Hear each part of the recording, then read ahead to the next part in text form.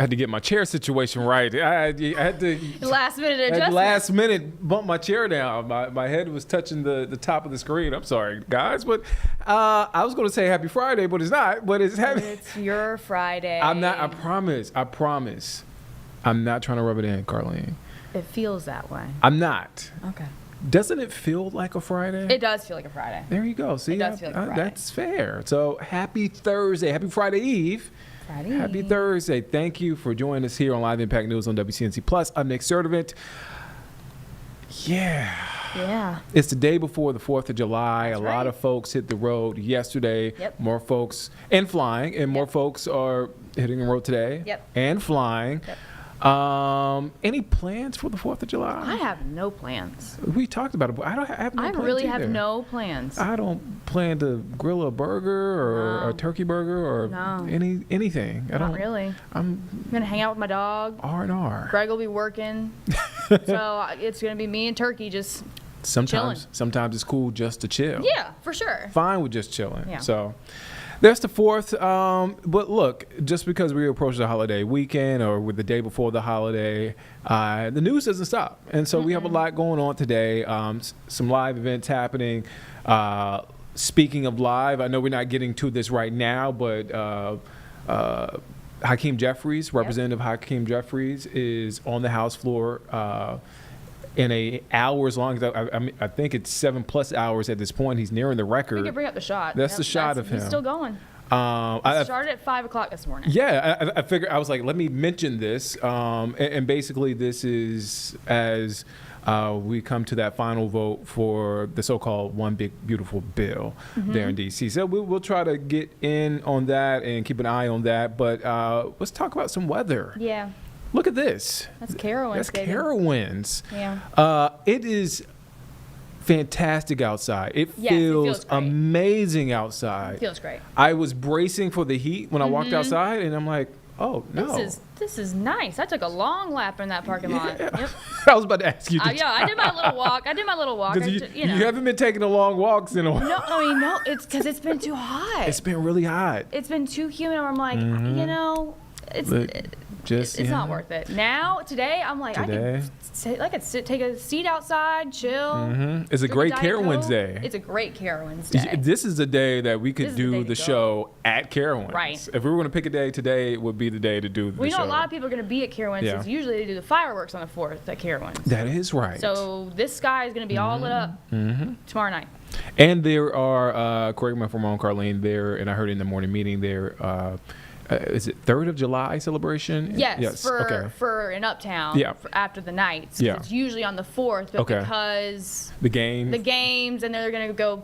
The nights are gonna go to the Jumbo Shrimp tomorrow night, so they're doing the big extravaganza. That's usually on the 4th. Tonight. A beautiful night for that. Yeah. Oh man, I might have to find some plans to get into. I say that, and then I go home and I fall asleep. So there you go. I'm an old man at heart, but that's a live look. Let's check in with Chief Meteorologist Brad Panovich. Brad is giving us an update on the weather here and out in the tropics. Let's take a listen in. Hey everybody, Chief Meteorologist Brad Panovich here with your 4th of July weekend blog. We're also going to talk a little bit about tropical development. That's probably going to be a bigger issue off the southeast coast. Why it is and isn't an issue, but it's certainly something you'll have to watch if you're going to the coast this weekend and especially next week. Let's start with the wider picture here. So first things first, we do have a legitimate front moving through the area. It's kind of slow, it's stalling, but it is going to move through. It's pushing off to the southeast. So today, a relatively dry day. The bigger story with this, I'm going to turn off the satellite imagery because what I want to turn on is the good news here. We're going to turn on the dew point temperatures because dew point temperatures tell you a lot about what's going on out there. We'll turn them on. You see the front pushing through right now. Dew points ahead of this thing. I'm going to turn the dew points on in the 70s. So you see those dew points. We'll make them kind of bigger here so it's easier to see. You see all the 70s, but look at the 60s and 50s. So yes, we are going to see slightly drier air. And by drier, I mean by summer standards. Summer standards means dew points in the low 60s, maybe even some upper 50s. So certainly some better feeling air all in all. We'll turn off the temperatures and the dew points there and focus on the southeast coast. We'll turn off the radar as well. You see that area in orange? This is an area that has a 60% chance of tropical development. in the next 7 days, 20% chance in the next 2 days. So there's the potential we're going to see some development. I'll turn the radar back on and the satellite just so you can see what's going on. We expect low pressure to form somewhere in this vicinity and track along the coast and just offshore up like this. And there's a lot of indications that this will be a tropical depression or subtropical depression, possibly low-end tropical storm. And the biggest impact here is this is not going to be a strong system, but it could cause widespread rain, heavy rain, especially right along the coast, and rip currents. Rip currents will be the biggest issue. So let's look at some of the forecasts. So the first product here is something that's really good during the hurricane and tropical season. This is the ensemble model runs of the European model, meaning 51 variations and simulations showing the probability of tropical depression formation. So we'll go into the future here, and you can see the highlights here. I'll go all the way through, basically, we'll go through next Thursday. I think that's almost stopped because Thursday's a 7-day outlook, right? So this is between now and Thursday. And if you look carefully, there's a real high probability. It's plus 90% in these probabilities that a tropical depression forms somewhere off the southeast coast. And you can see kind of along the coast, but the trend is pretty far offshore. Now, let's look at the same product for tropical storm, which is 39 miles per hour higher. You look at the same product, not as high. It's about 30 to 40%, which is elevated, but there's definitely a higher probability of a tropical depression. And if you're wondering what's the chance of a hurricane forming, right now it's less than 10%. So this looks to be primarily a tropical storm at the worst, tropical depression most likely overall. We can also look at some of the new AI modeling, which is pretty cool. This is the new AI modeling that Google's put out, but we can also look at the European data here as well. I'm going to shrink this up so you guys can kind of see it a little bit better. We'll kind of shrink it down here. I'm going to shorten this up. Whoops, we'll shorten it. That was not what I wanted to do. So you guys can kind of see some of the labels here. This will make it a little bit easier for you guys to see. So I'll put those on there. And you can see on the left, we have observed, experimental model from Google, WeatherGen. These are two versions of the GFS machine learning models as well as the European model. So we'll go into the future here, and it kind of shows all the ensembles, the plots. If you notice, I'm going to stop this on Saturday. You could see something forming generally in that area, the same area the ensembles from the European show. We'll go a little bit further out. We'll go until Sunday, and you can see the European model does form a low pressure off the coast of Wilmington and kind of hugs the coast here. And then we go into Monday night, into Tuesday, something forms and then tries to move up the coast. And by Wednesday, this thing is pushing away. You can actually see a low pressure over here. And then we go a little bit further, and actually, the European model shows a tropical storm forming off the East Coast as it gets up here. Remember, this is over the Gulf Stream the entire time. The Gulf Stream, comes up here and does one of these and then kind of fades off like this. So this would definitely line up with where you're seeing some pretty strong potential for that tropical system. And then you can see all those little dots. Those little dots are where the model thinks a low pressure could form and kind of gives you an idea. So I think that's a really good indication on where we could see that. Now, what's the biggest impact? Because at the end of the day, guys, this is the story. It's not going to be a big windstorm. We're not looking at a bunch of surge. It's going to be rip currents and rain. So let's look at the rain over the next 7 days. And I'm going to go slowly here so you can see it kind of build up. We'll go through Friday night into Saturday. Saturday morning, look at all the rain. It's mainly offshore. We go into Sunday, still pretty far offshore, but look at the coast. You could see that rain kind of lingering there. And then we'll go into Monday. We'll go all the way out 7 days. So we'll go all the way through next Thursday, Thursday morning. Whoops, we'll pause it right there, Thursday morning. So I'm going to move my head out of the way. So you can see most of this activity is offshore, real heavy rain here, but look at the coast, 1 to 2 inches possible. And right now, I'd say North Carolina, eastern part of the state, the Outer Banks probably has the highest chance of rain. And if you look at this, we'll time this out. We'll back this up here in a second. I want you to focus right on that area there. I'll back this up. If you look at the highest rain chances, it's really not this weekend. It's really like Monday, Tuesday, Wednesday that we see the highest rain chances out there. So that's going to be the main impact from this. Don't freak out. Don't change your plans, cancel your plans. Because even in the Outer Banks where it looks like it's going to rain, this could be a 1 day, maybe a day and a half event.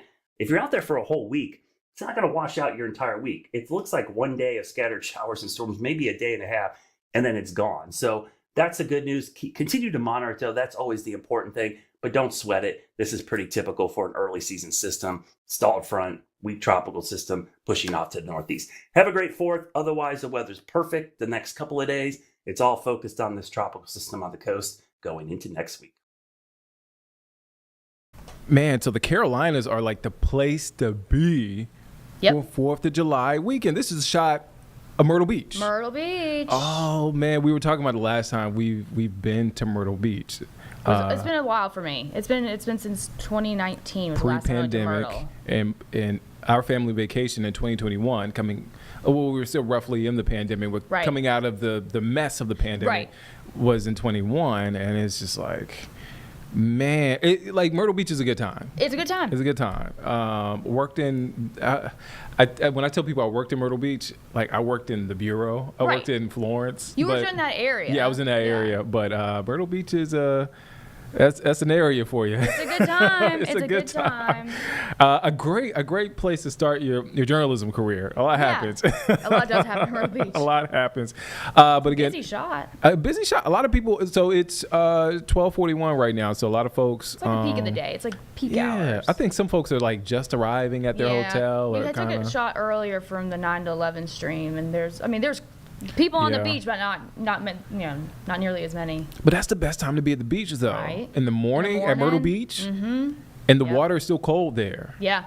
So it doesn't warm up. For the folks who are not familiar, the water doesn't warm up until like August. Yeah. So it takes some time. I went to Folly. No, we went to Sullivan's a couple weekends back. Oh, I love Sullivan's. My Sullivan's. girlfriends, and I walked in the water, and you forget when you're not. When I'm not living at the beach because I'm from Charlotte. You forget. It's not exactly like warm yet. You go in there and woo! But it was refreshing. It's a nice little cold plunge. It sneaks up on you. If you're out there, have fun, stay safe. Yes, Chris was mentioning that there's definitely towards the weekend there's gonna be a rip current risk. Yeah. So definitely want to be safe. Definitely want to be safe. Just be safe. Caught in it parallel to the shore. I always forget. Parallel to the shore. I just stay out of the water. I like just my feet in the water. I don't. I go up to my maybe my knees, maybe my. Once it hits my knees, I'm like, it's time for me to, backpedal a little bit. But okay, that's a beautiful shot, and it's a beautiful day outside. Beautiful weekend lining up.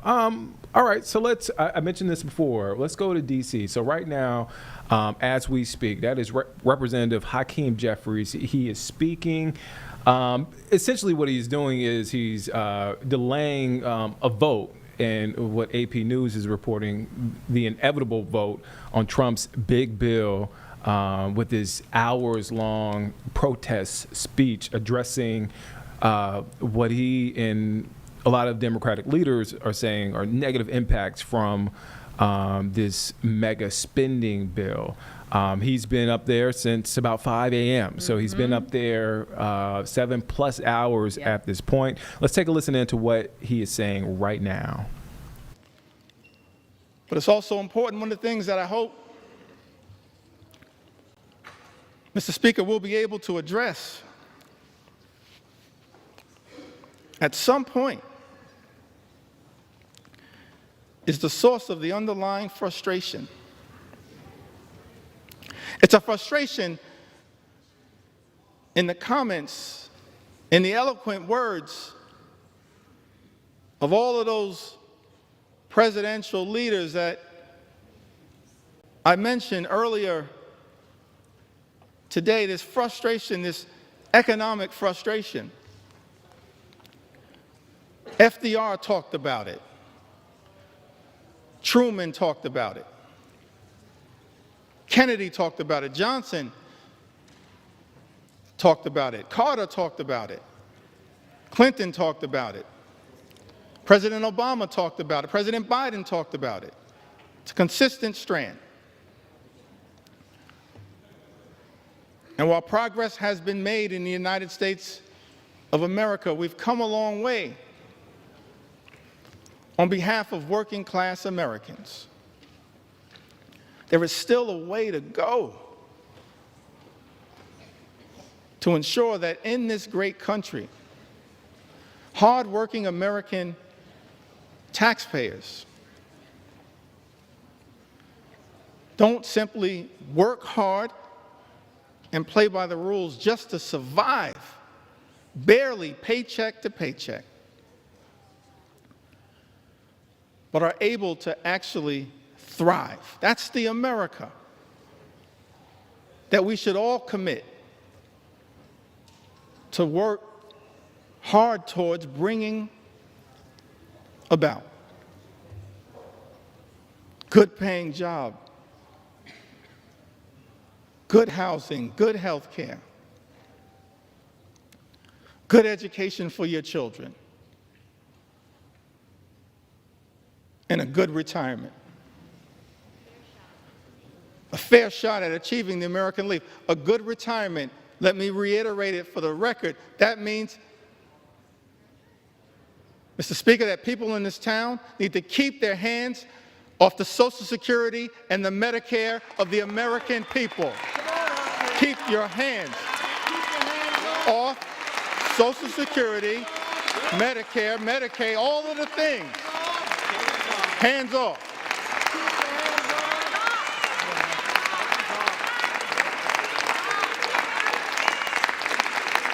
And one of the many reasons why we strongly oppose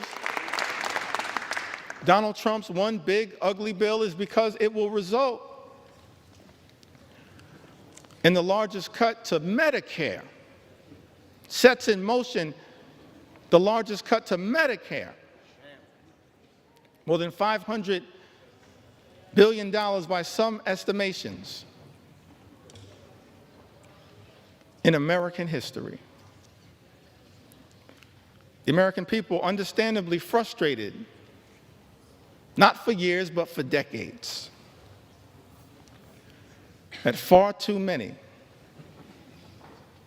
have dealt with a situation where the system is not American taxpayers, for everyday Americans, for working class Americans, for everyone who aspires to be part of the middle class. It's our sincere hope that we can get to a place one day,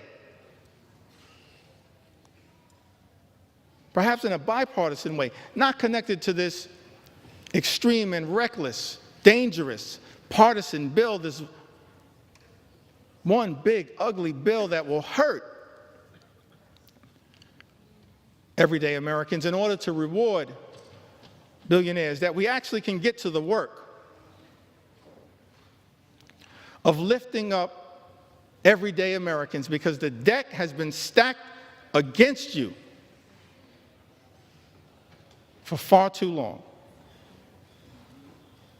And that's not the America that the American people deserve. And part of the challenge, part of the problem, part of the issue as to why we find ourselves, everyday Americans, in this situation, it's because of the dominance of special interests in this town.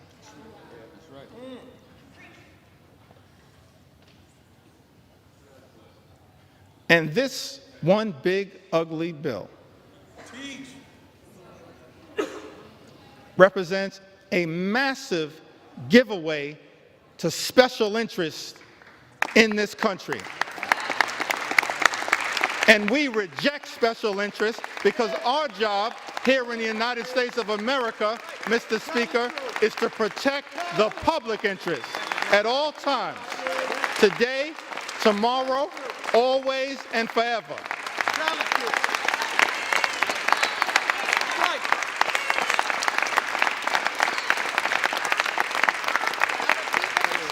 Extraordinary to me, Mr. Speaker, that you got folks in this town talking about draining the swamp. Guess what? You are the swamp. You are the swamp. You are the swamp. We've never seen anything like this. The type of corruption that has been unleashed on the American people and has poisoned, Mr. Speaker, this bill.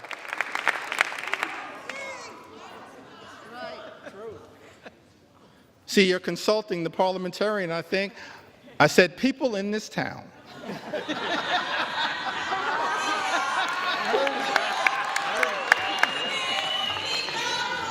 I'm thankful that my grandmother saw fit to have her grandson educated. We've never seen a level, Mr. Speaker, of this type of corruption unleashed on the American people that has made its way into this one big ugly bill. Extraordinary levels of corruption in this town. Unleashed on the American people. Corruption on steroids would be an understatement. In terms of what the American people are now being subjected to. So one of the things we look forward to changing in this town, I want to make this commitment, House Democrats. We are committed to making sure that we end corruption once and for all in the United States of America, in corruption in Congress, in corruption at the Supreme Court, and in corruption with the administration. That's part of our agenda, an anti-corruption agenda. That's what the American people deserve. That's what we as House Democrats are committed to bringing about. The exact opposite, Mr. Speaker, of what we see in this bill. We're going to present to the American people an anti-corruption agenda, the likes of which have never been seen. Because it's too much. Fundamentally, it undermines the ability of government to deliver for everyday Americans. You see that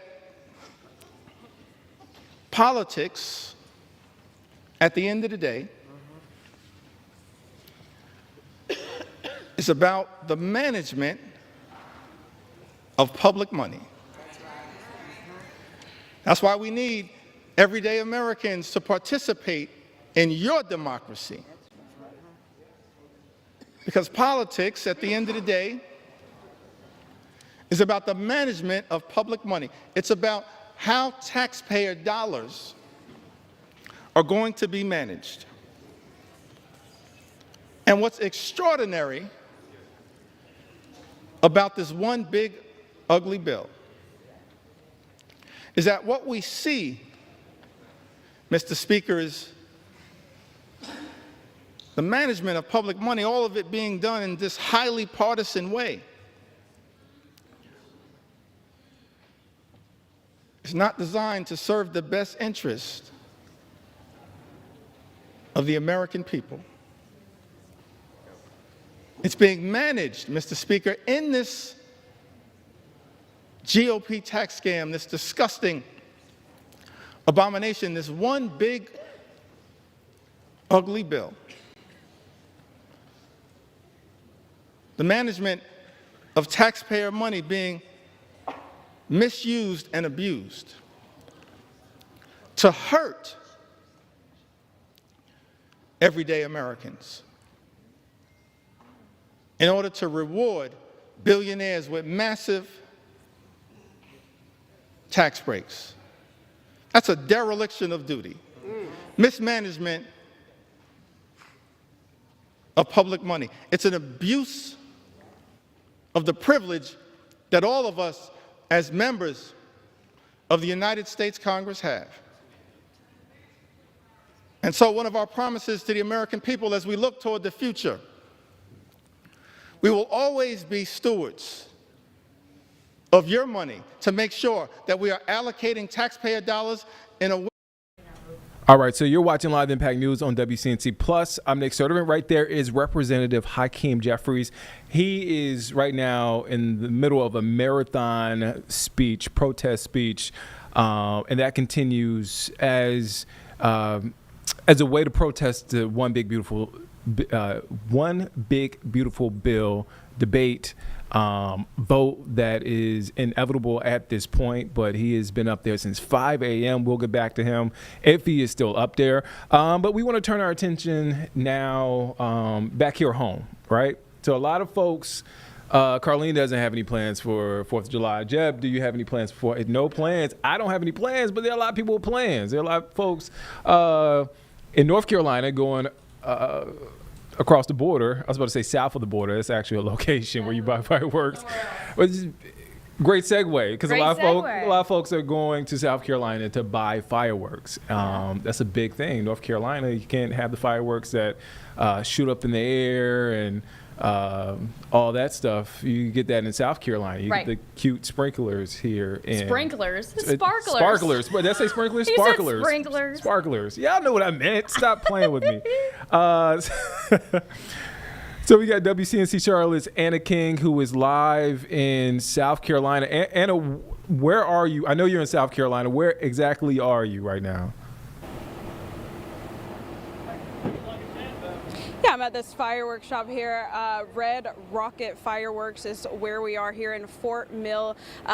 If you take a look around me, people are loading up their cars right now with fireworks, which is exciting because a lot of people we're talking about just how much more expensive fireworks were this year due to tariffs and inflation. And honestly, a lot of people were saying this might slow them down. But as you can see, a lot of other people are out here just shopping and very excited. And Nick, you didn't ask me, but tomorrow's my dad's birthday, so we look forward to watching some of the fireworks as well. But yeah, so a lot of people are out here just very excited for tomorrow. Well, happy birthday to Anna's dad. Hopefully you guys have a great time. Anna, how are businesses doing? Are they feeling the pinch?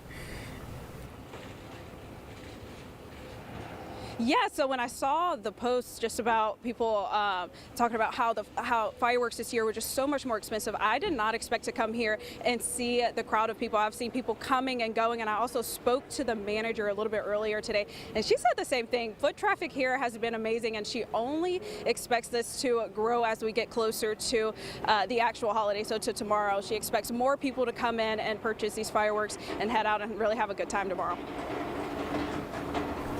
And you're not slick either. I know why you wanted to go to fireworks. You wanted to buy some fireworks for your dad's birthday. There you go. See, look at you being a great daughter. I've never done this before. This is fine. Well, Anna King live there in South Carolina. Thank you for your report, Anna.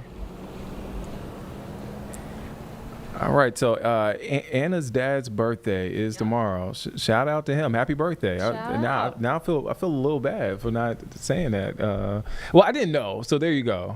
I didn't know, to be fair. But yeah, a lot of folks, that's a tradition. A lot of folks in North Carolina head to the border. Head to the border. Head to the state line. Get your fireworks. Yep. I grew up with fireworks, though. You did. I mean, North Carolina. Were they always? Was it always? We would go to south of the border. Okay. Which is, if you don't know, I don't know if you know, like Jeff. The south of the border. The south of the border. Yeah. Like the over. So it's basically on the Robinson County. I believe that's Dillon County line. Right. Dillon County being in South Carolina, Robinson County being in North Carolina, and we would drive there. If you're going up 95, you'll see the billboards for it starting like. It's so far back from the state line. Can't miss it at all. Yeah. It's so yeah, we would do that. But yeah, we because of the laws here, you couldn't. Right. That's that. I asked. I didn't know if it was always this way in North Carolina or not. Because South Carolina, it's free for all. But I did plenty of stories when I worked in South Carolina, because Florence is right there by south of the border. It's probably 45 minutes away from south of the border, the location south of the border. Yeah. And so that, every year, every 4th of July, we do stories. Yeah. It was slam. Yeah. So it still kind of blows my mind how big it is. Like it's folks love the fireworks, and I don't blame them either. As long as you're doing it in a safe way, I understand. And if you don't have fireworks, you don't have the desire to. There's plenty of fireworks shows around town. You've got tonight. Well, you've got the one at Truist Field. You've got the Whitewater Center does a big one. Carowinds does a big one.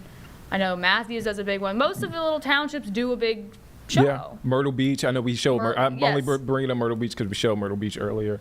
So yeah, just be safe. That's all we that's all we say. Is be safe. I know you want to have a good time, but be safe and make sure you're doing it correctly, whatever you're doing. Right. So all right. So we have a couple of things going live. We have Representative Hakeem Jeffries, but it looks like we have like a press conference going on in L.A. Do we want to go to D.C. or do we want to go to L.A.? I don't have any Let's go to information. D.C. until I can figure out exactly what's going on in L.A., and then we can double back. All right, so we want to go back now to Representative Hakeem Jeffries, who is, again, in the midst of his hours-long protest speech there on the House floor. Let's take a listen in. I was thirsty, and you gave me something to drink. I was a stranger, and you invited me in. A stranger, and you invited me in. E pluribus unum, out of many one. I needed clothes, and you clothed me. I was sick. I had medical problems. Maybe I needed Medicare or Medicaid or the Affordable Care Act or the Children's Health Insurance Program or Planned Parenthood.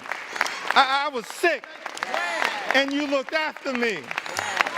I was in prison, and you came to visit me. We have a right as members of Congress to visit people who are detained. It's not just in law, it's right here in Matthew.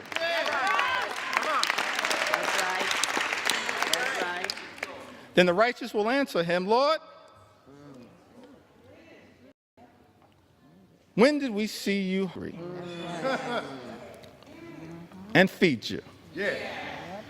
Or thirsty and give you something to drink? When did we see you a stranger and invite you in? Or needing clothes and clothe you? Come on.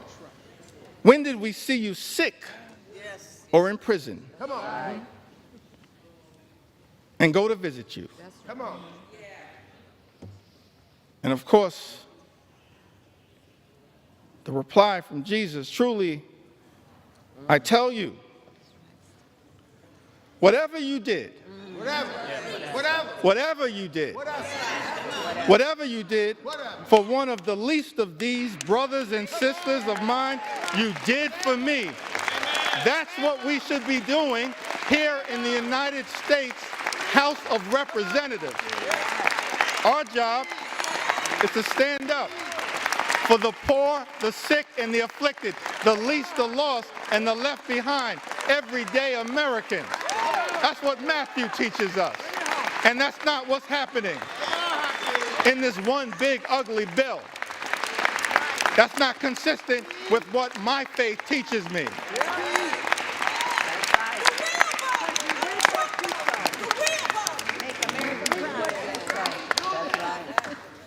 I'm not down with this situation. I'm not down with this situation. Not down with it either. We're right with you. Well, you got some folks in this town. Tell it. Come on. They go to church. Take your time. Take your time. Mr. Speaker, I said some folks in this town, they go to church. That's right. Take your time. And I'm not questioning anybody's faith. I'm just making an observation.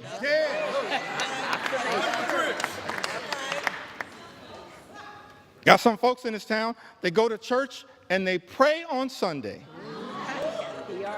P-R-A-Y. Say the truth. And then they come to Congress and pray P-R-E-Y on the American people. I'm not down with that kind of faith. That ain't my faith. That's not our faith.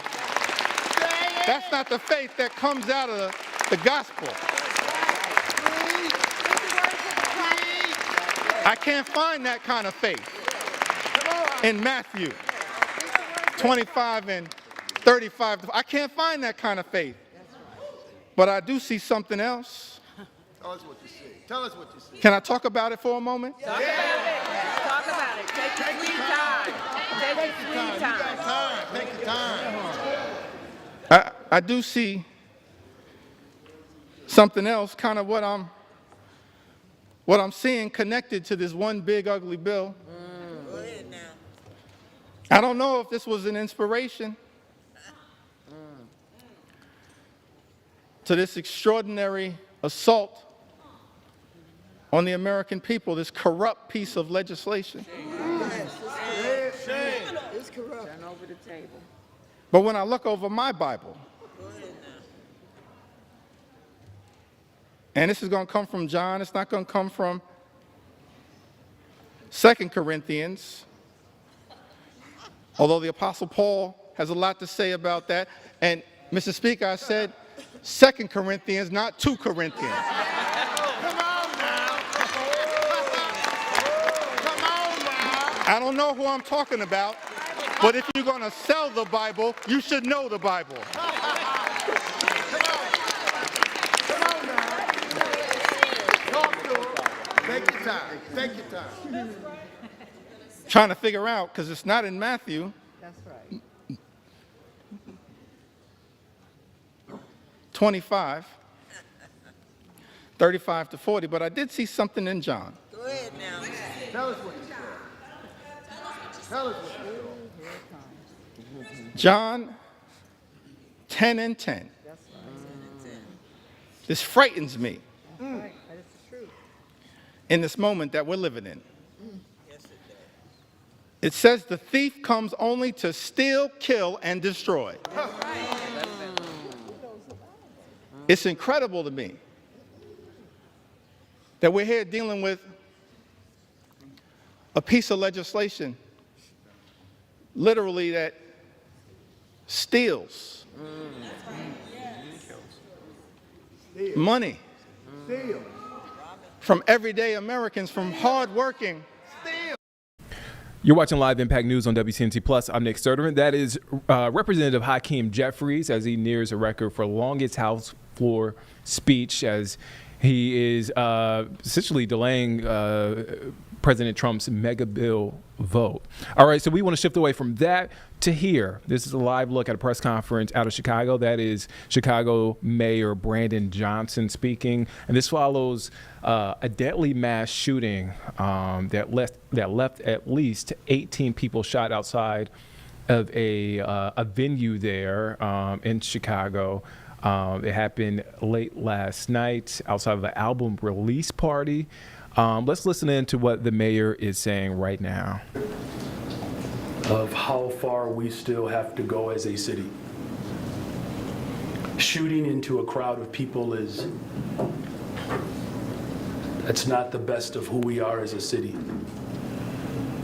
It's unacceptable, and we will not stand for that in the city of Chicago.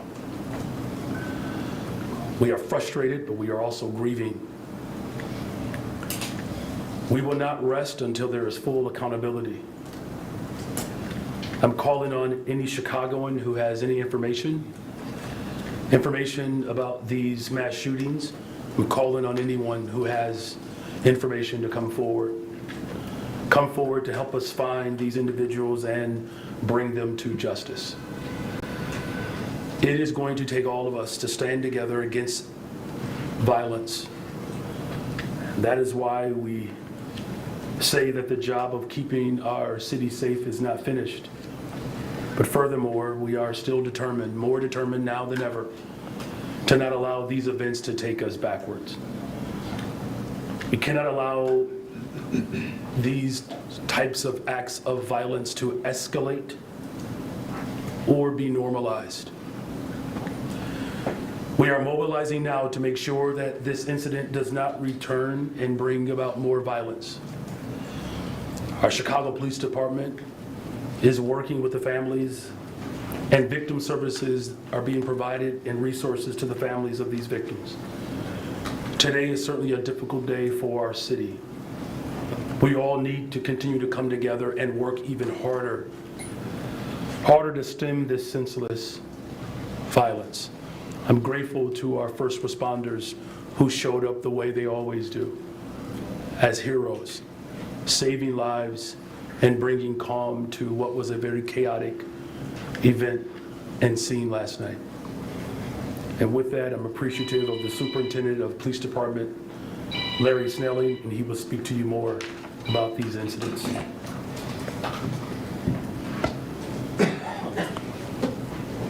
Thank you, Mayor. And good afternoon. Good afternoon. First, let me just start by sending my condolences to the families of the 4 individuals who lost their lives last night and the 14 others who were injured by gunfire. When you have a mass shooting like this, it's always a brutal scene. The first thing I have to do is talk about the response and the response of our officers to that scene, that you can only imagine the level of chaos, rendering life-saving aid to those who were also injured, getting people to hospitals as quickly as possible. The first responders, the fire department that showed up, our paramedics that showed up to help out, to do whatever they could to save those who were injured and bleeding, to get them to the hospital for treatment. You know, last night's shooting, and let's call it what it was deplorable and cowardly. You roll up to a location where we have an event going on, multiple people exited that venue. They were standing on the sidewalk when a vehicle pulled up. It was around 11 o'clock last night, and they opened fire on a crowd. They didn't care who was struck, and in a matter of seconds, they were able to shoot 18 people in a matter of seconds, taking 4 lives. The victims who lost their lives, 4, a 24-year-old male, a 25-year-old male, 26-year-old female, and a 27-year-old female, lost their lives with this senseless shooting. 14 others were injured by gunfire. Now, currently, our detective division is working extremely hard to get to the bottom of this. We as the Chicago Police Department want to make sure that we bring justice to these families, but we also want to make sure that we take individuals who are this violent and this careless off the streets. It's important to all of our residents of Chicago and for anywhere else in this country to remove these types of individuals from the street. Look at how quickly and carelessly 4 lives were snuffed out, with the possibility of a total of 18. We have to do better. We have to hold people accountable. And we, as a society, have to hold people accountable. Wrong is wrong, and when we see it, we need to call it. So we ask anyone who has any information about this shooting, any information about the shooters, you can submit an anonymous tip at cpdtip.com. That's cpdtip.com. It's an anonymous tip that could help our detectives get to the bottom of this. The Office of Victim Services is responding to this shooting currently. They're out talking to the survivors. They're visiting the hospitals, and Victim Services will be available for not only the victims, but the families of the victims who have been harmed by this particular act. All the services are confidential and free. Anyone in need of crisis counseling and support can contact the Office of Victim Services by phone. The number is 312-745-6340. Again, the number is 312-745-6340. or you can email victimservices@chicagopolice.org. When we talk about gun violence, and this is something that we just talked about recently, it can affect anybody at any given time, innocent bystanders, those who are targeted, those who are not. These careless acts take lives, creates trauma, fear across our city. Keep one thing in mind, this was an isolated incident at that particular location.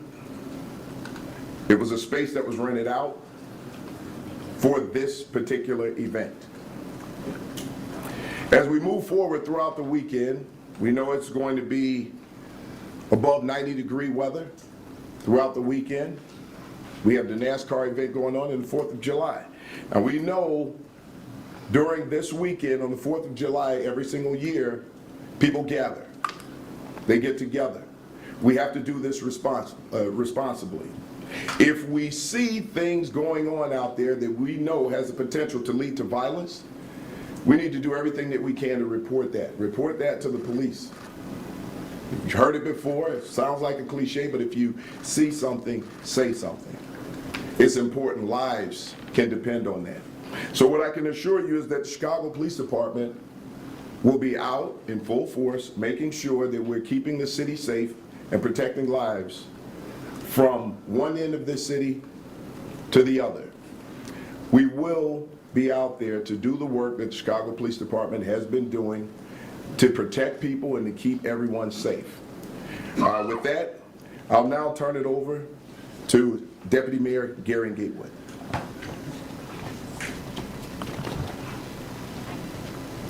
Good afternoon. As both the mayor and the superintendent have highlighted, the tragic events of last night have shaken our city. It is important to know that the victim services that will be provided, along with the Chicago Police Department, we have activated our incident response protocol. This protocol works with the Chicago Department of Public Health, our partners on the ground who will canvass that area and also canvass the areas of victims throughout the city, because obviously those victims did not live in the area of this tragic incident. So we will canvass the areas of the victims and provide support there. Additionally, we will be extending our hours of some of our street outreach partners so they can add additional support on the ground to help prevent violence throughout our city. As both the mayor and the superintendent have stated, it's important that Chicagoans know it is our responsibility to keep them safe, and the only way we do that is by working together to keep each other safe. Our goal is to hold people accountable for the harm that they caused to our city last night.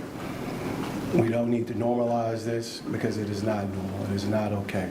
We're going to do our work to make sure these people are held accountable. We're going to do our work to make sure we surround our arms around victims, provide services for those who need it. And I just want to take a moment to thank the first responders who were on the ground last night and early into this morning. Incredible work, and their fast actions helped save a lot of lives on our streets last night. So they were out there, they were responsive, and that was helpful, and it was always going to be helpful. So our teams will be in full mode, full display mode this weekend and throughout to respond to any things that we're seeing throughout the city. Our executive director of the Office of Emergency Management and Communications has activated the Emergency Operations Center. We also have our Summer Operations Center activated this weekend as well. So every agency in the city will be in coordination to make sure Chicago will remain safe. And with that, I will turn it back over to Mayor Brandon Johnson. Okay. We have Thank time. you, and I forgot to acknowledge Mr. Mike Milstein, the Deputy Director. He also participates in supporting our victims. So we have the full force of government here today, but also throughout this weekend and beyond. So thank you, Mike, and thank you all for being here today. Okay, so we have time for one question. We'll start in the front here with Brandon. So over the years, I've spoken with hip-hop groups, promoters, venue owners, and they've all said the same thing about how difficult it is to throw these types of events, not just in Chicago, but nationwide. And maybe this is either the best or worst day to ask about this, but do you feel like the stigma surrounding these types of events are unfair? Does it outlaw hip-hop culture? But then also, Was law enforcement aware of this event, and was there any increase in presence at the time? Well, the first thing, let me just say, violent individuals showed up to a scene and opened fire indiscriminately on people. That in and of itself is terror and an act of hate. That's what we're focused in on right now. Is that these individuals who are responsible have to be held accountable, and to the people of Chicago, anyone that knows anything about what was involved last night, they should come forward, because we have worked too hard as a city to build safer communities. And as the superintendent has indicated, in this isolated incident, we cannot allow that incident to define us as a city, and it doesn't define us as a city. As far as police presence and what was known, I'm going to defer to our superintendent on that. Yeah, just to answer your question on a couple of things. One, it's like anything else. If you had an Airbnb across the street from your home, you would want to make sure that the people who are renting it out know and understand who they're renting it out to. That's one. I can't speak about the culture when it comes to this particular event. This was a private event. This wasn't something that was on the police department's radar because it is a private event. We respect the First Amendment, but at the same time, we as a police department need to make sure that if we have information that there's the possibility of something that could lead to violence, we'll be there. So those questions are a little hard to answer, but when we know that there's a possibility that something some violence could occur as a result of something like this, we're there. And it's not just for those events. It could be for any particular event where we have prior intel. And I just want to add the disclaimer that the deadliest mass shooting in the U.S. was at a country music festival. Yeah, very good. Thank you. Superintendent, I know you said this was an isolated event. Are you looking at this venue to possibly shut it down, to give them some citations? Is there any talk about that? There's already a summary closure. So right now, it's been closed. And until we get to the bottom of this, I mean, we had 18 people shot at this location.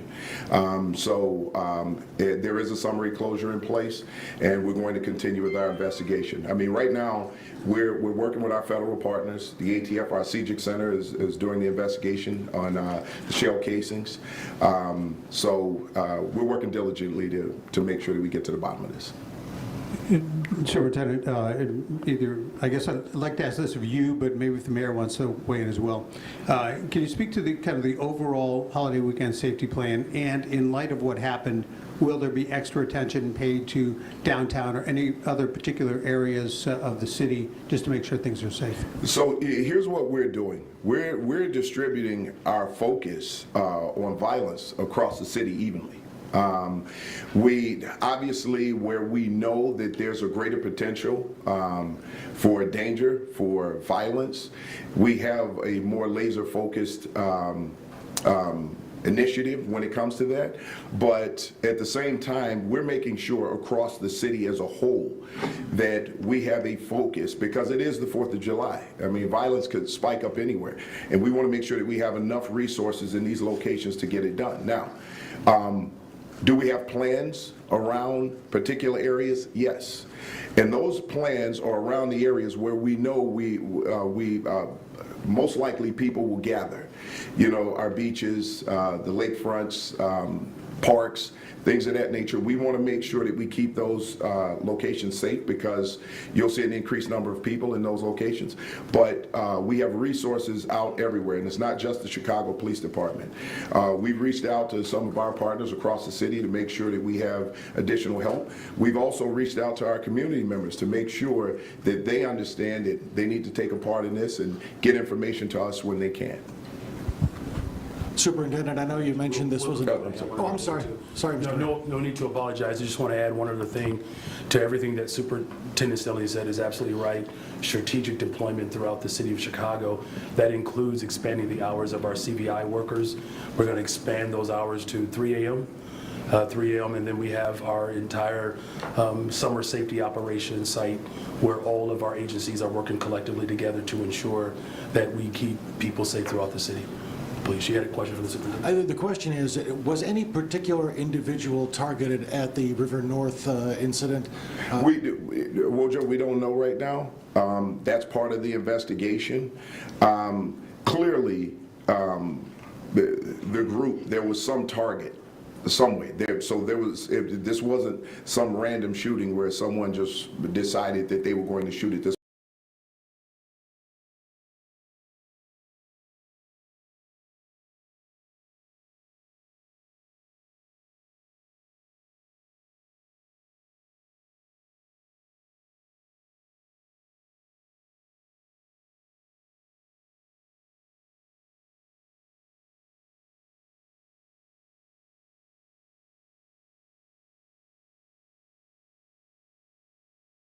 All right, so you're watching Live Impact News on WCNC Plus. It looks like that shot dropped out. So just to kind of give you a recap of what's happening, and I'll punch myself back up on camera for you. So there was it looks like we got it back, but I'll give you a quick summary. So the Artist Restaurant and Lounge in Chicago said a deadly mass shooting left at least 18 people shot outside the venue. And they said, quote, shook us deeply. Again, the mayor of Chicago, along with the police department, providing updates. Right now, there are no details on a suspect. 4 people killed, 14 others injured. And there was and this shooting happened at an album release party there at the restaurant and lounge. And again, it looks like that shot chugging along. So as soon as we get any updates, on this case, and if we're able to get a stable shot there, we'll get you back there. But let's take you back now to Washington, D.C., where right now we've kind of dipped in and out of this.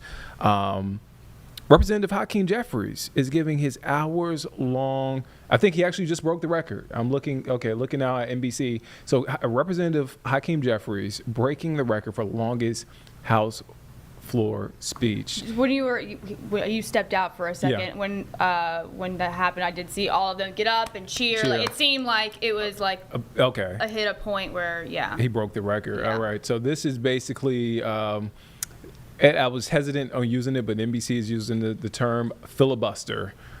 Basically, it's delaying the vote of the mega bill, President Trump's spending bill. So let's take a listen into what he is saying at this moment. 49th birthday of the United States of America. Yeah. Take it back to that original document. Yeah. Declaration of Independence, 1776. Right. Mr. Speaker, it had the aspirational part. We hold these truths to be self-evident, that all men are created equal. Yeah. Come on now. Bring it home. Endowed by their Creator with certain unalienable rights. Come on now. That among these are life, liberty, and the pursuit of happiness. Come on. That's the aspirational part of the Declaration of Independence. Yeah. And as House Democrats, we're committed, no matter what it takes, to bring that about. Imagine in America where everyone who works hard and plays by the rules can live the good life, afford to live the good life. Good paying jobs, good housing, good health care, good education for your children, and a good retirement. That's what House Democrats are fighting for. That's the aspirational part of the Declaration of Independence, to bring that to life, the pursuit of happiness. That's the aspirational part. But then when you look at that Declaration of Independence, the second part of it, it reads like an indictment against an out-of-control king.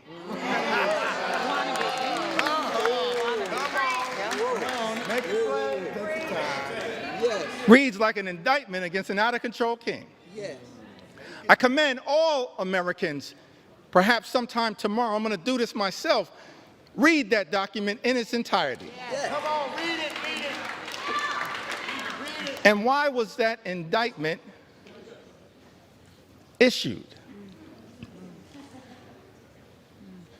I think it was because the framers of this great country, they were fed up with Project 1775. And so they implemented Project 1776. So I know that there are people that indictment issued. I think it was because the framers of this great country, they were fed up with Project 1775. And so they implemented Project 1776. So I know that there are people concerned with what's happening in America, but understand what our journey teaches us is that after Project 2025 comes Project 2026.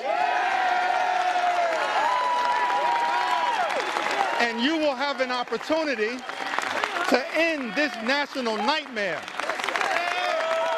as part of Project 2026. I love the framers.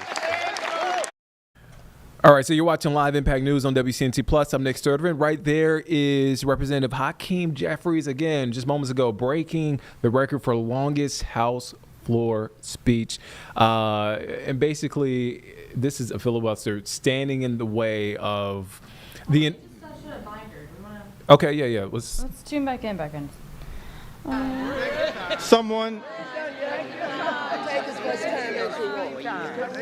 Someone who we all serve with. I want to stand on the shoulders, if it's okay, on some of our civil rights heroes and foot soldiers. Yes.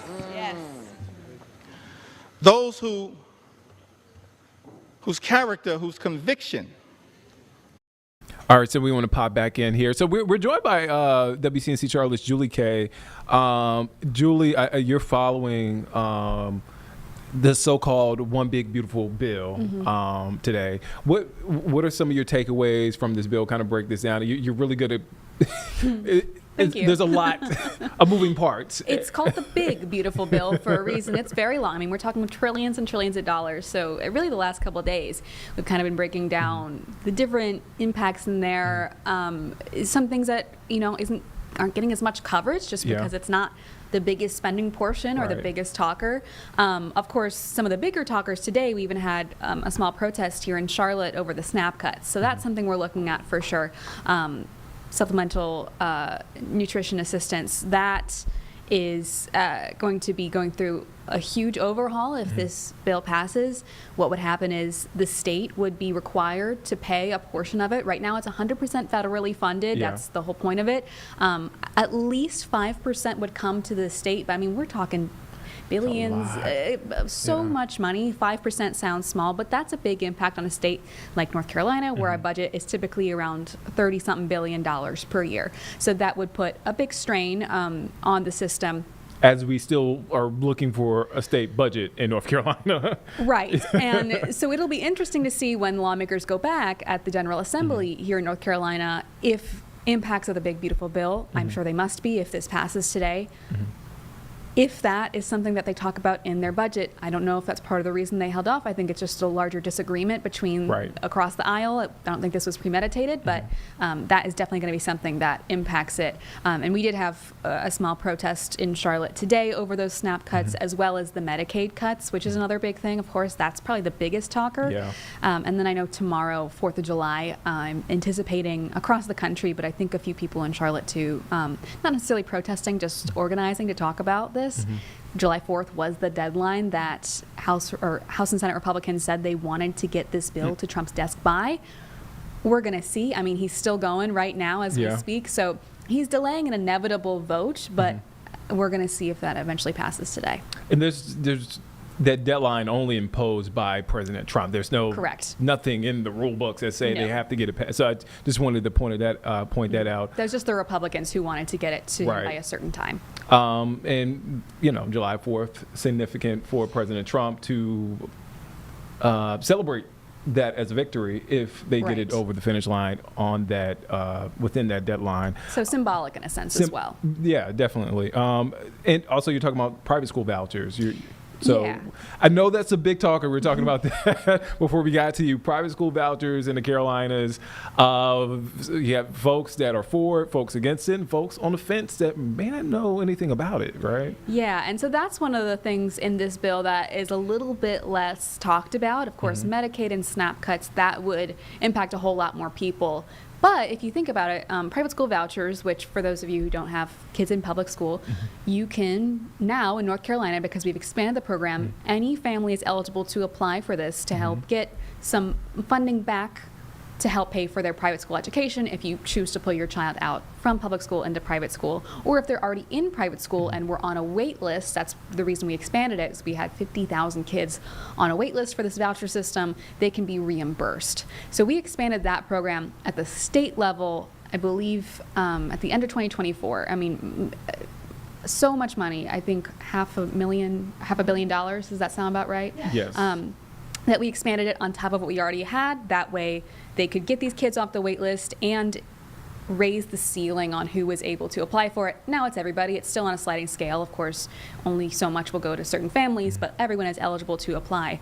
That has been a huge talker because in theory it sounds great getting kids off the wait list, and that's what Republicans are a big fan of. Democrats and some education experts say, well, you're pulling public funding from public schools because in theory they'd be teaching less kids, but that's not necessarily the case if we are reimbursing some of these kids who were on the wait list already in private school, meaning they could already to some degree afford it, maybe not comfortably so, but that means that we are taking funds from public schools, putting them to private schools directly. The funds go straight to the private school without giving our teachers, our administrators, educators any less kids to take care of. And we know public schools in North Carolina are already kind of going through it. We do not have a high rate of teacher pay in comparison to other states, in comparison to South Carolina. So we have problems with teacher retention, things of that nature. That's something both sides of the aisle at the state legislature have wanted to work on, of course.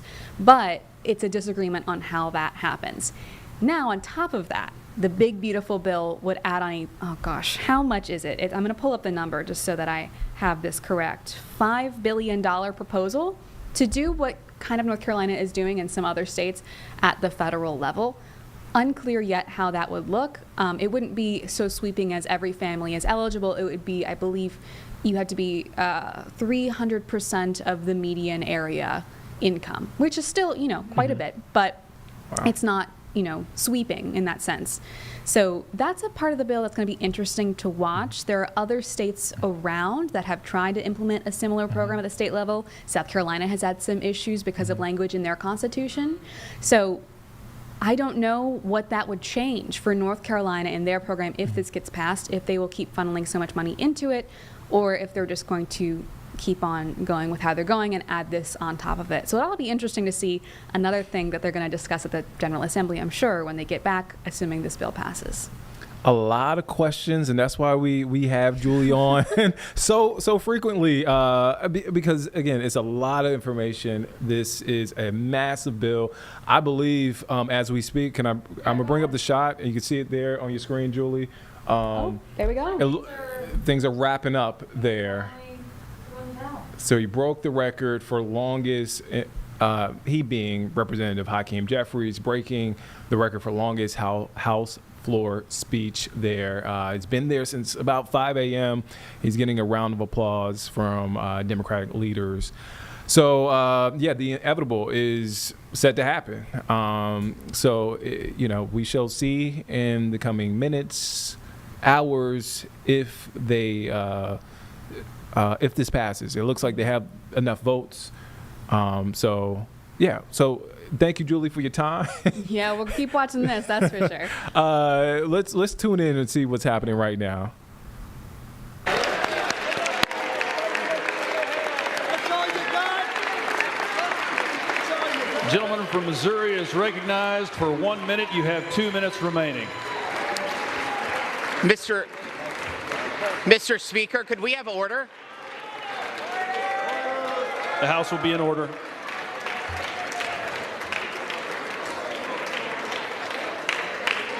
The House will be in order, please. The House will be in order, please. Thank you. Gentleman from Missouri is recognized for 1 minute. You have 2 minutes remaining. Wow, Mr. Speaker, we have stood in this chamber for over 8 hours listening to a lot of words, a lot of comments, a lot of inaccurate statements. And where I come from, could we have order? Gentlemen, the House will be in order. The House will be in order. The House will be in order, please. The House will be in order. Thank you. Gentleman from Missouri is recognized. Mr. Speaker, I come from the Show Me State, and what we just heard can be defined in one word. A bunch of hogwash is what we've heard for 8 hours on that side of the building. I'll tell you, for the 8 hours, could we have order? We'll suspend.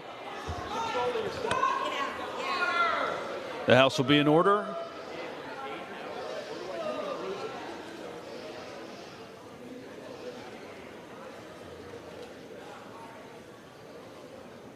Thank you. He's recognized. Mr. Speaker, the 8 hours of hogwash that we just heard will not change the outcome that you will see very shortly when we deliver historic tax relief for working families, small business owners, and farmers.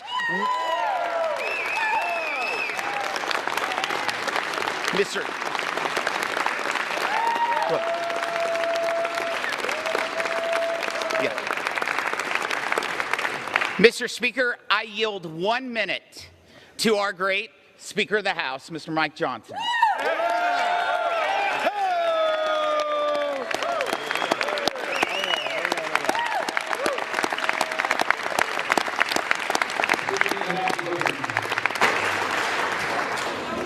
I thank the gentleman from Missouri. I thank you, Mr. Speaker.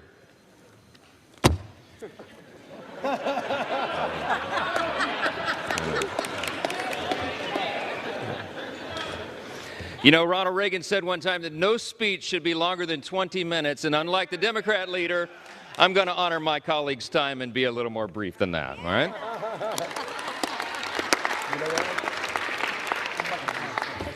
I just want to say something that many of us learned when we were children. We were taught, you know, it takes a lot longer to build a lie than to tell the simple truth.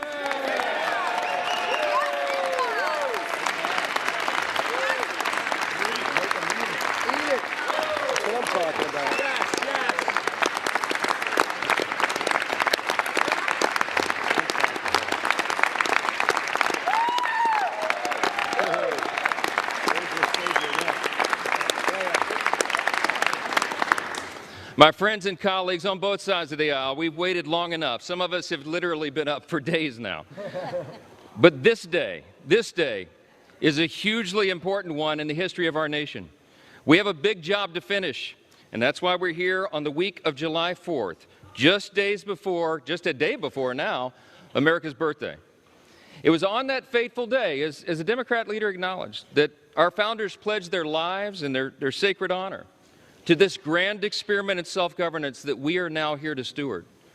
It's an experiment that falls to us to guard and to protect it. We take that very seriously on this side of the aisle.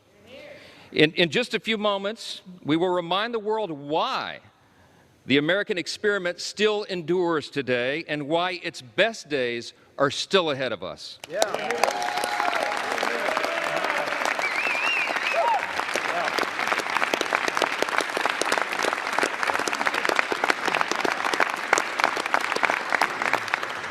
Mr. Speaker, with one big, beautiful bill, We are going to make this country stronger, safer, and more prosperous than ever before.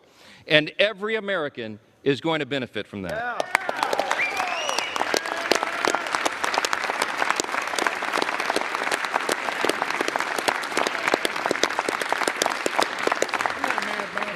Today, we are laying a key cornerstone of America's new golden age.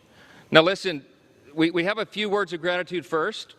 Scripture's been cited a lot this morning, I think mostly out of context, but what I will say, one thing that we know about Scripture is that we're supposed to give honor where honor is due, and that's what we do on this side of the aisle. I want to thank every single member of the House Republican Conference for pouring their time and their heart and their expertise and experience into this process. I want to thank all of our amazing staff members, all of them. Yes.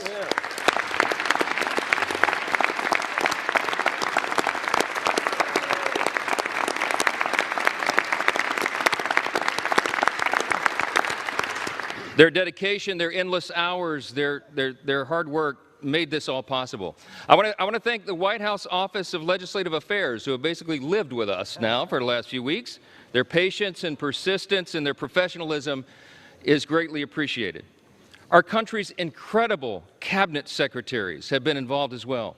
They've assisted us in countless ways throughout this process.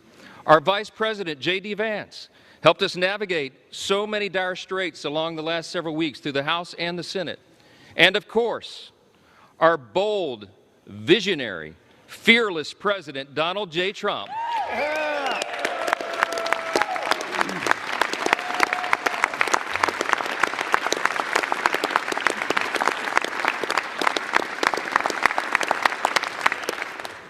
President Trump is the creator and the champion of the America First agenda.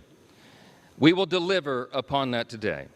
We come a long way. We come a long way. We began this process really about 15 months ago.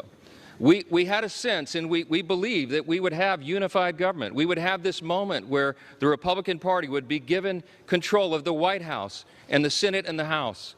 And we determined to ourselves that we would not waste that historic opportunity.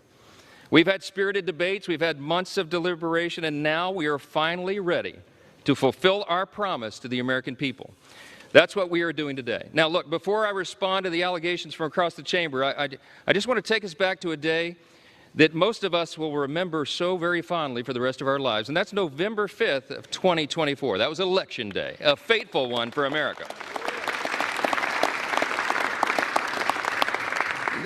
The reason that was so important, the reason it was such a turn in history is because the American people spoke with unmistakable clarity.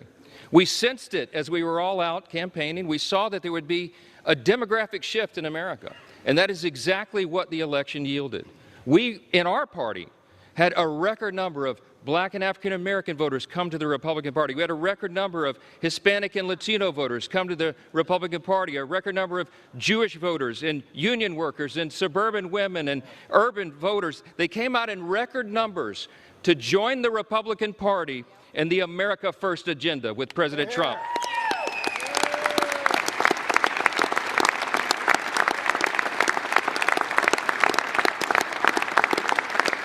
That election was decisive. It was a bellwether. It was a time for choosing. And I tell you what, the American people chose overwhelmingly. They chose the Republican Party. And the reason they did that, they didn't come hesitantly. They came with hopeful anticipation. You know why? Because this is not your father's Democratic Party, okay? Amen. They went so far, full speed to the far left. And their radical, woke, progressive agenda, that nonsense that they tried to push on the people, was rejected by the people. Yeah.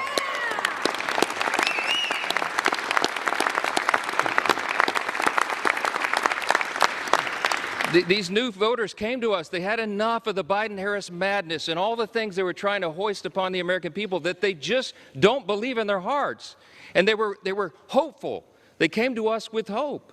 They wanted us to restore common sense and accountability, and we promised to them that we would do just that. Those new demographics came to the Republican Party because of open borders wreaking havoc on their communities. They came because of weakness at home that fueled instability abroad. And because trillions in reckless spending put the price of gas and groceries further out of the reach for hardworking Americans. It wasn't right. President Trump and our Republican majority in Congress are fixing all of that right now.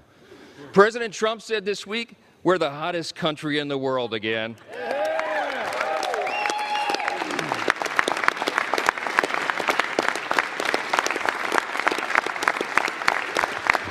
My friends, that is an objective truth. Hey, listen, how about all the wins for the president and this party? Here's just a sample from the last 2 weeks.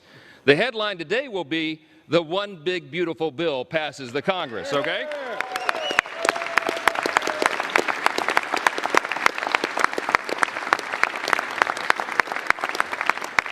You got to hold your applause. There's too many wins. Are you tired of winning yet?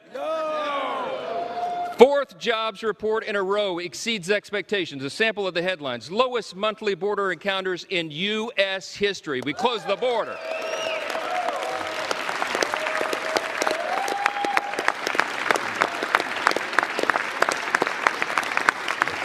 Last couple of days, a new trade deal with Vietnam and all the countries of the world, around the world lining up for that. UPenn agrees to ban biological men from women's sports.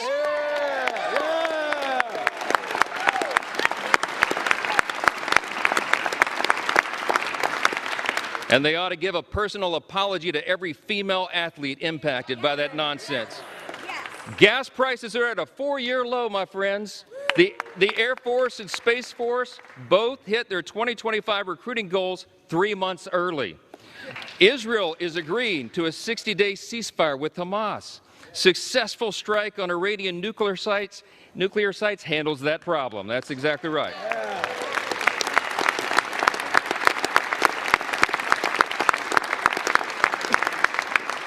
Strength is back. America's back. It's resulted now in a ceasefire deal between Iran and Israel. The NATO countries are increasing their defense spending, not just 2%, 5% of GDP, okay?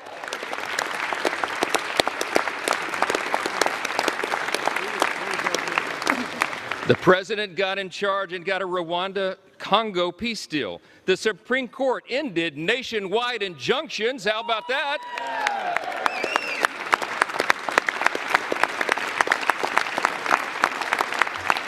That conservative majority on the Supreme Court also allows third country deportations. We've had a record high stock market, and we're signing a China trade deal. That's just the last 2 weeks. The last 2 weeks.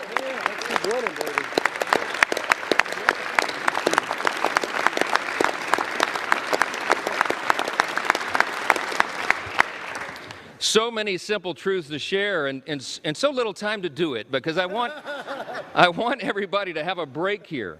But I just want to say this. It's really nice to hear my Democrat colleagues suddenly take an interest in working Americans again. Did you pick up on that theme today? Let's be clear. Working Americans stopped trusting Democrats a long time ago. That is a fact. They're looking to this side of the chamber. They're looking to the Republican Party and our principles to deliver the relief and the reform that they have long demanded and they most certainly deserve. This big, beautiful bill fulfills all the promises in the America First agenda. It is the people's bill. It is made for and shaped by the most diverse coalition of American voters in American history.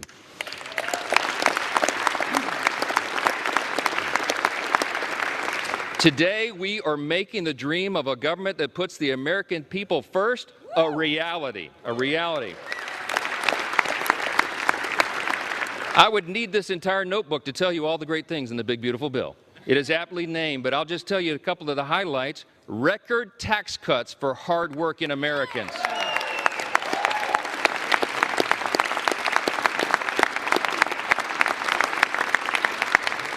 Historic savings at the same time to end reckless spending. We got energy dominance coming back to power our future. We have a secure border to protect American families. We have a strong military to restore peace through strength. And we have a government that is now accountable and responsive to the people once again. That's what we're delivering.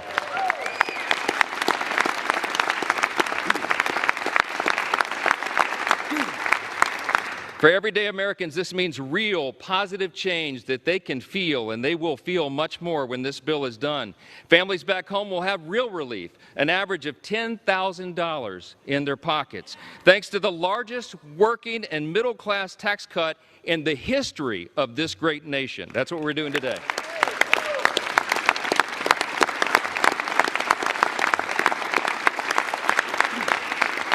You got hardworking Americans like our waiters and our bellhops and our hairstylists. They're going to keep 100% of their tips and overtime pay. That is money they earned. It does not belong to the government. It belongs to them, and they deserve to keep it.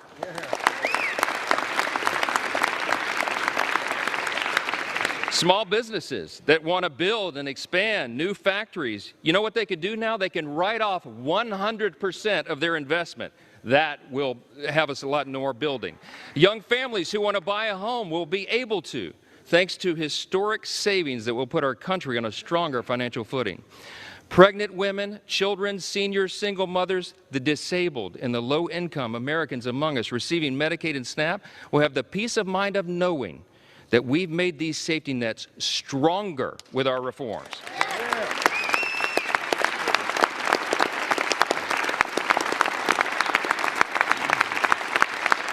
See, when Republicans are in charge, we bring common sense. We're going to make sure that Americans who do need and deserve those critical programs won't have to compete against people who can work but choose not to do so. That's not right.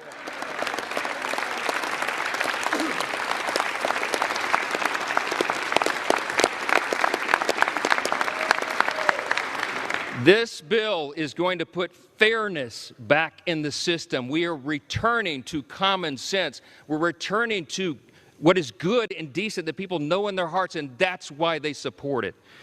More Americans will be working, volunteering, and serving their communities because modest, common-sense work requirements will restore dignity and purpose to those on taxpayer-funded benefits.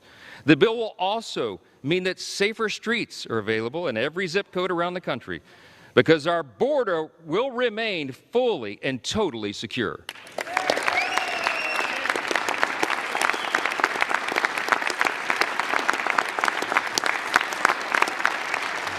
The Republican Party stands for law and order, and this is the side that stands with law enforcement, the brave men and women who are on the front line.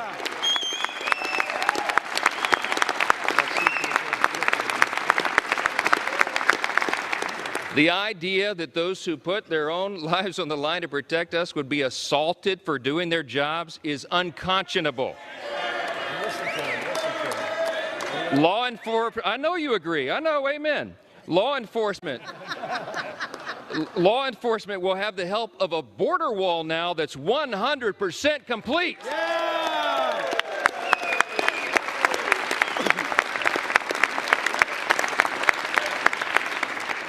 Our immigration enforcement officers will get a boost from more manpower and resources and detention space so that detained illegal aliens are not released back into the streets like they were for the last 4 years.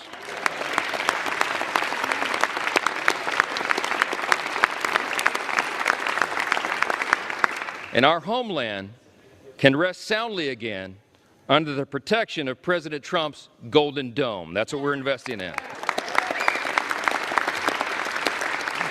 Look, any of these individual achievements would be historic victories for a Republican Congress or any Congress. And today we're delivering on all of them in one big, beautiful bill. That's what Americans can count on when we pass this legislation, and that's exactly what Democrats will vote to oppose today. That's a fact. We didn't write this bill for the Democratic Party or the elites or the media. This bill is for hard-working Americans, and they deserve it.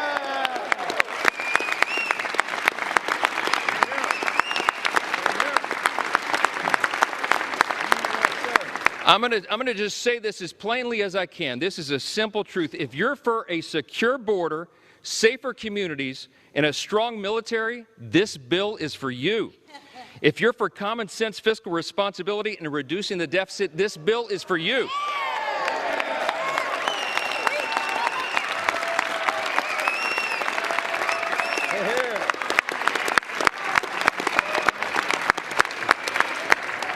If you're for fair and lower taxes, bigger paychecks, affordable gas and groceries, and restoring dignity to hard work, this is the bill for you. Thank you.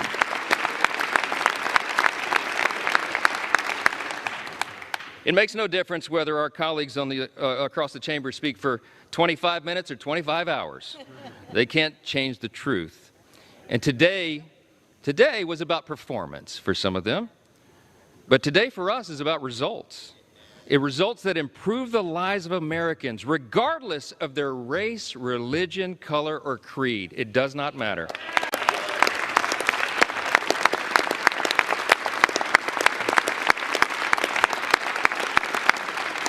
I tell you what, Ronald Reagan used to remind us you can always trust the American people, and we do trust the American people, and they can discern the difference. What they saw on display here today is that Democrats deliver performances and Republicans deliver results.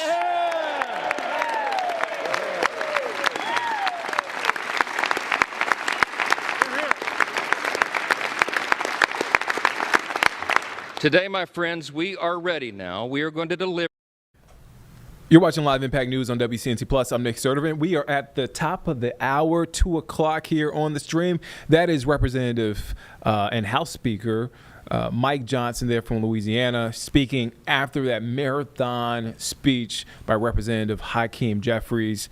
He is championing the so-called One Big Beautiful Bill. So he's speaking there on the House floor. He started speaking minutes ago. So we're going to shift away from that, and if he's still there and whatever develops there on the floor, we will bring you back there live. But we want to shift away. We want to come back home because we want to update you on a controversy that has been happening in Gaston County. We actually spoke with WCNC Charlotte's Miles Harris a couple of days ago about this. We were talking about the cooling station.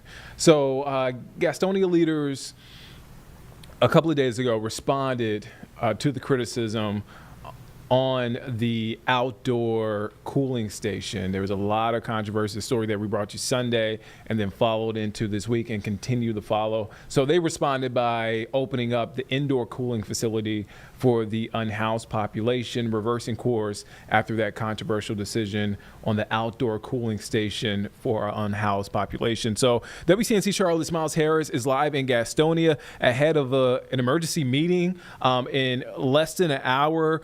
Miles, you've been following the story this week. Catch us up. What's going on now? Yeah, Nick, I'm going to be honest with you. There's still a lot of questions and confusion when it comes to that controversy surrounding the Gastonia cooling station. I want to bring somebody in that actually just arrived here. Councilmember Cheryl Littlejohn, you were literally just arrived here to the cooling station. Now, we know we were here a couple of days ago on Tuesday where the doors at the former Salvation Army building was open, allowing people to come in, at least cool off. That was part of the cooling station. But now it seems like those doors are closed. I mean, what do we know about this right now? Right now, I'm going to say this. And we both out here in a lot of hot conditions. It is sad, it's cruel, it is heartless. And the back and forth between, I'm gonna say council and managers, let me tell you this is unacceptable. And the people in Gastonia, first of all, they deserve better. And the one thing that we must do, number one is, the building is safe. I personally went by to see the fire chief today. He walked it with his inspectors. So the building is safe. And so we need to clear up. And we say all of the miscommunication. No, people are hiding behind emails and texts and trying to run now. The bottom line is people's lives are at stake. And right now, too much politics. I'm not here for the politics. I am going to speak up, not only for my ward, but Salvation Army building, it is in Ward 4. But we have a lot of people that understand that they come here for help. And help was here. And I'm going to say, right behind us right now, help is packing up tables, chairs that they're not going to be able to utilize. Okay, so people have come and people have spent hard-earned money. A great effort was made, and I will say by Tasha White and other churches, City Church. People have dropped off things here. And now to say that we can't, and yesterday, the building was closed. But let me tell you what is, you cannot defend. We had a lot of people up here yesterday that came and they set up a tent. because the building was closed. And a call was made to volunteers, or a call, however the communication was, but they said that they were trespassing. Now, volunteers that came out, that spent time, effort, money, they could not get in the building, so they set up outside. And for the city of Gastonia to tell volunteers that they were trespassing, I'm gonna tell you, it is not right, and we're gonna get to the end of it. What can we expect from the meeting? There's a lot of anticipation, obviously, seeing the back and forth between the outdoor and the indoor cooling station. I mean, can we get an idea of what we can expect at 3 o'clock today? Fireworks, because nobody is going to stand for this, and anybody that think this is acceptable, I'm gonna tell you this, I'm calling, and I'll say this, the council, and all of us, we calling for some change. And so we're not gonna stand by and play politics with people's lives. And I'm gonna say this, and I even asked the mayor, I said, you know what, we playing with 1 degree. Well, whenever it reaches 90, it's not 90 yet, 89, what is the predicted? Let me tell you this, back and forth, all I ask for, let's have our meetings outside here. Let's bring the city council meetings right out here in the heat, and we're gonna see how long. We got people that stay outside all day long, all night long, and we're trying to play with 1 degree. Oh, we don't go by the index, Councilwoman Littlejohn. We go, let me tell you, that's ridiculous. And for us to even entertain that kind of conversation, let me tell you this, nobody needs to see this. And look at volunteers. We got a volunteer van right now picking up things that were dropped off to help. And I'm gonna say what it is, the homeless. People wanna say, it's the unhoused. You know what? Unhoused conversation makes people feel comfortable. I'm not on the council to make people feel comfortable in their wrongdoing. I want to ask you this, though, too, because I have to ask this. So we come out here and we see this. How did we get to this point, though, where their misting fans were just outside here? This was told to us, the planet. How all of this started was I went on my Facebook and I asked, what are we going to do? I said, we have a building that we just spent hard-earned taxpayers' money, $2 million for the previous Salvation Army building. I said, why not we use this building? Well, there's plans in work where the lead agency is HealthNet. Well, let me say this, the lead agency and other continuum of care, if they thought that the last 6 months planning yielded this, and I told them, the planners need to be fired. This is unacceptable. Out of 6 months, we had a problem back in the wintertime, no warming station. So they had forewarning. You know that spring comes after winter, and I'm being real facetious, and you know summer comes right after spring. They knew it was gonna be hot, but guess what? I had somebody about a year ago to tell me, when you step in this pool, and I'm gonna say this, follow the money. Let me tell you, money tells citizens what we value. And if we do not value the homeless or the unhoused, however you want to put it, this right here is a reflection of what we think about the unhoused. And my sister told me, and I know she's going to say, oh my goodness, what is my sister going to say? She said, Cheryl, stop trying to make people care. That's sad. Thank you so much for your time. Thank you. I appreciate it. We'll see you at 3 o'clock today as well. We'll see you at 3. Awesome. So, Nick, again, this is the layout right now that we're seeing right now. We did see City come out here. They actually did put out a couple of tents over those misting fans. But again, there are still a lot of questions as far as what is the cooling station out here in Gastonia. We did get a chance to go over to that former Salvation Army building here off of South Broad Street here in Gastonia. There were signs on that door that mentioned that because the temperatures are below 90 degrees that they were not closing it, but it is above 90 degrees today and it's still closed. So we're hoping to get more of those answers and more of the opinions and voices of the people in the community like we just heard here. But then, Nick, like I told you there's still a lot of questions about what is the cooling station here in the city of Gastonia. Miles, before I let you go, is Council Member Littlejohn still there? Is she still right beside you? Or did she leave? She just left, Nick. Yeah, okay, she just left. Okay. Yep, she just left. All right. Yeah. But we do. But again, she did say that she will plan on speaking at 3 o'clock today. Okay. Yeah. A lot of again, we talked about this here in studio, off camera. A lot of questions there, Miles. Great work there. And yeah, we'll check back in with you later on for what happens inside that meeting. As she said, fireworks inside that council meeting. Miles, again, thank you for your time. All right. Unexpected interview there. That's why you tune in to us. That's why you tune You never here. know what's going to pop up. You never know. And it just to pull back the curtain a little bit, the interview came within maybe a minute or two. Maybe 30 seconds before we came on air. But that was Councilmember Littlejohn. I just want to ask and be transparent. I was going to ask Councilman Littlejohn, who is she planning to hold accountable? Right. Is there a particular person, department? I know she's kind of alluded to it, and maybe that will be addressed in the meeting, but that was my question for her. Miles, thank you for your time there. A lot of information when it comes to what we could expect or can expect from that emergency meeting. All right, so let's reset. Let's stay here at home. Let's talk about some weather. Yeah. Let's talk about it. Feels great outside. It feels so good. Is it hot outside? Is it still comfortable? You've been the last person that was out. Nice. Okay. So how nice is nice? I would say pretty nice. Like out of a 10. I would give it. Well, I'm picky. I'm not a huge fan of those Carolina summers, but I'd give it relative to what we had last week. I'd give it like a 6, 7, maybe even an 8. Okay. With a nice beverage like a lemonade. That says a lot. Yeah. Okay. All right. Well, let's check in with Chief Meteorologist Brad Panovich on today's forecast.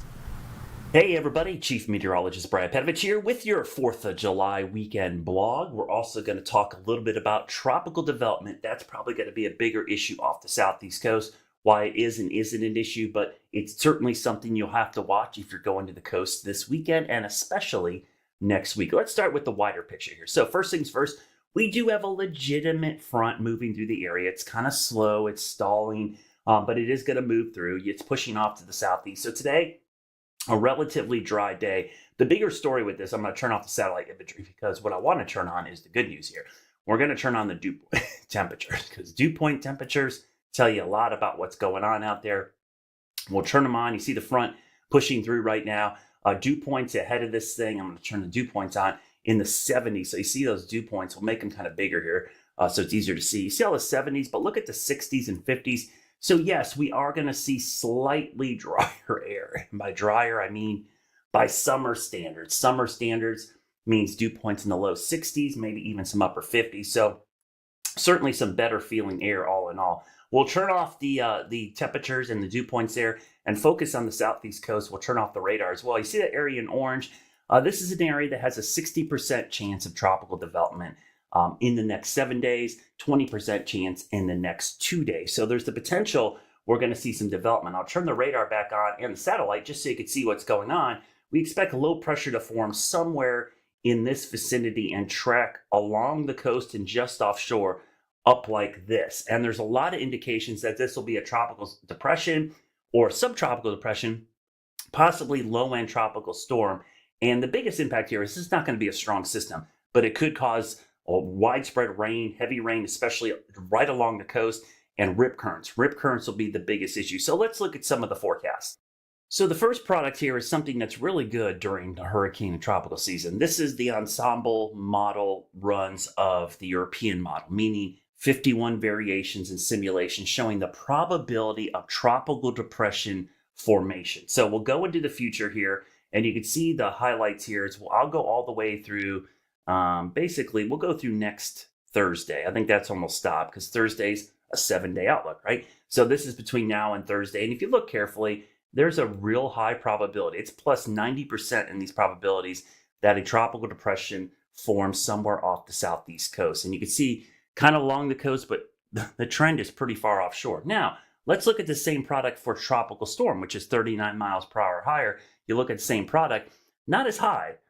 It's about 30 to 40%, which is elevated, but there's definitely a higher probability of a tropical depression. And if you're wondering what's the chance of a hurricane forming, right now it's less than 10%. So this looks to be primarily a tropical storm at the worst, tropical depression most likely overall. We can also look at some of the new AI modeling, which is pretty cool. This is the new AI modeling that Google's put out, but we can also look at the European data here as well. I'm going to shrink this up so you guys can kind of see it a little bit better. We'll kind of shrink it down here. I'm going to shorten this up. Whoops, we'll shorten it. That was not what I wanted to do. So you guys can kind of see some of the labels here. This will make it a little bit easier for you guys to see. So I'll put those on there, and you can see on the left we have observed, experimental model from Google, WeatherGen. These are two versions of the GFS machine learning models as well as the European model. So we'll go into the future here, and it kind of shows all the ensembles, the plots. If you notice, I'm going to stop this on Saturday. You could see something forming generally in that area, the same area the ensembles from the European show.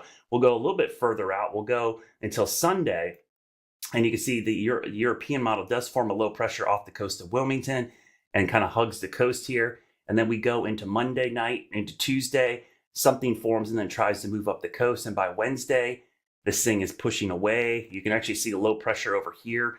And then we go a little bit further, and actually the European model shows a tropical storm forming off the East Coast as it gets up here. Remember, this is over the Gulf Stream the entire time. The Gulf Stream, comes up here and does one of these and then kind of fades off like this. So this would definitely line up with where you're seeing some pretty strong potential for that tropical system. And then you can see all those little dots. Those little dots are where the model thinks a low pressure could form and kind of gives you an idea. So I think that's a really good indication on where we could see that. Now, what's the biggest impact? Because at the end of the day, guys, this is the story. It's not going to be a big windstorm. We're not looking at a bunch of surge. It's going to be rip currents and rain. So let's look at the rain over the next 7 days. And I'm going to go slowly here so you can see it kind of build up. We'll go through Friday night into Saturday. Saturday morning, look at all the rain. It's mainly offshore. We go into Sunday, still pretty far offshore, but look at the coast. You could see that rain kind of lingering there. And then we'll go into Monday. We'll go all the way out 7 days. So we'll go all the way through next Thursday, Thursday morning. Whoops, we'll pause it right there, Thursday morning. So I'm going to move my head out of the way. So you can see most of this activity is offshore, real heavy rain here, but look at the coast.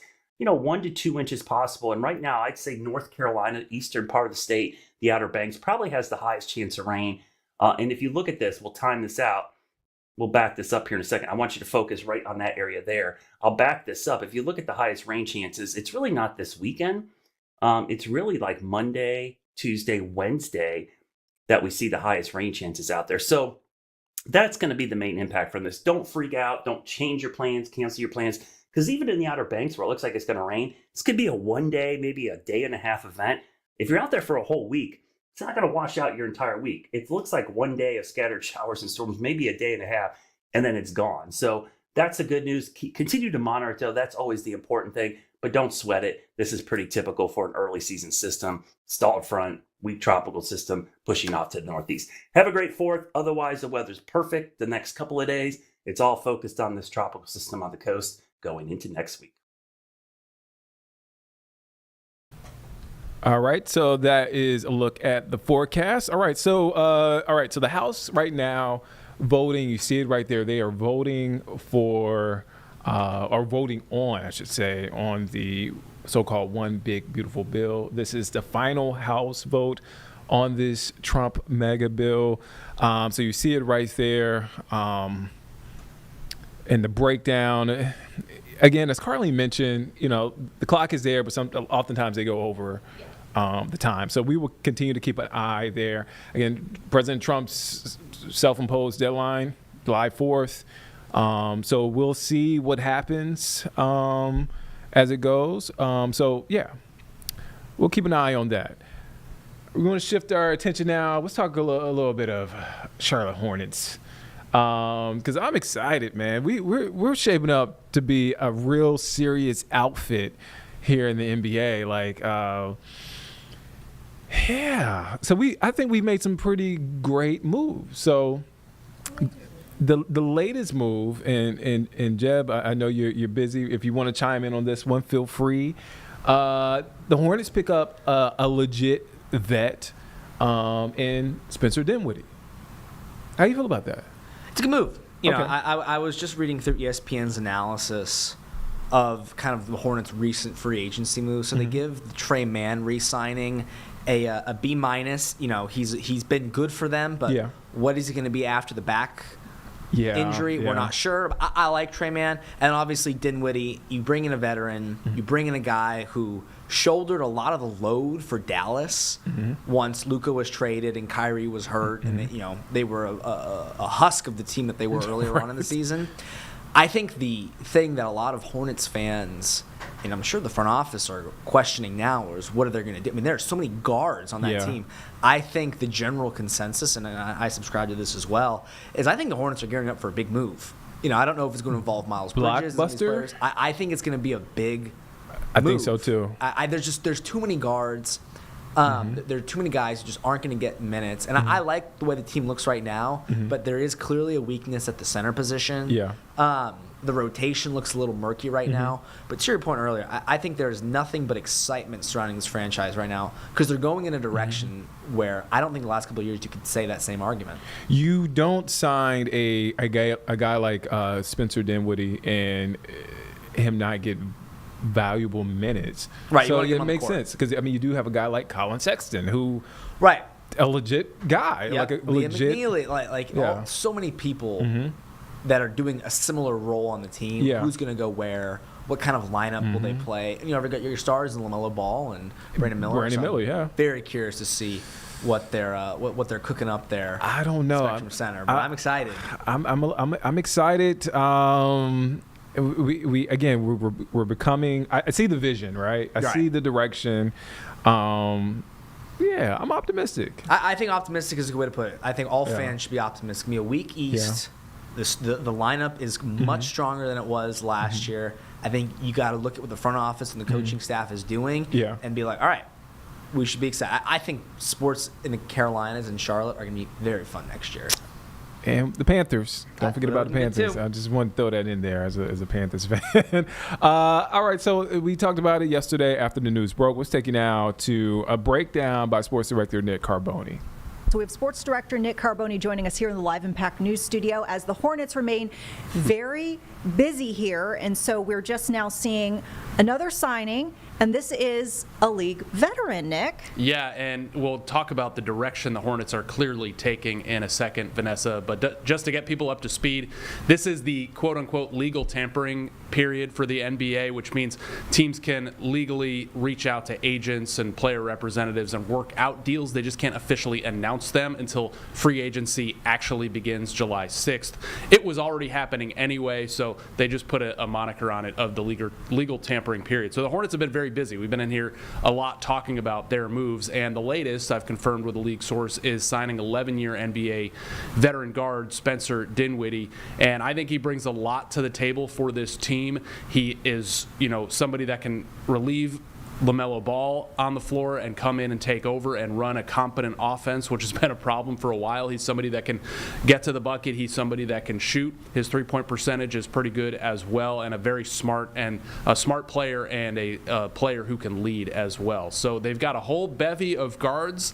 We can address that situation and what might be next soon too, but there's a direction here, and I think the direction is this organization wants to compete for a playoff spot this year, compete for at least a play-in tournament spot, that 10 seed in an Eastern Conference that is clearly wide open in the middle, and they want to see what their core or supposed core of LaMelo Ball, Brandon Miller, and who else is in that core looks like in that situation.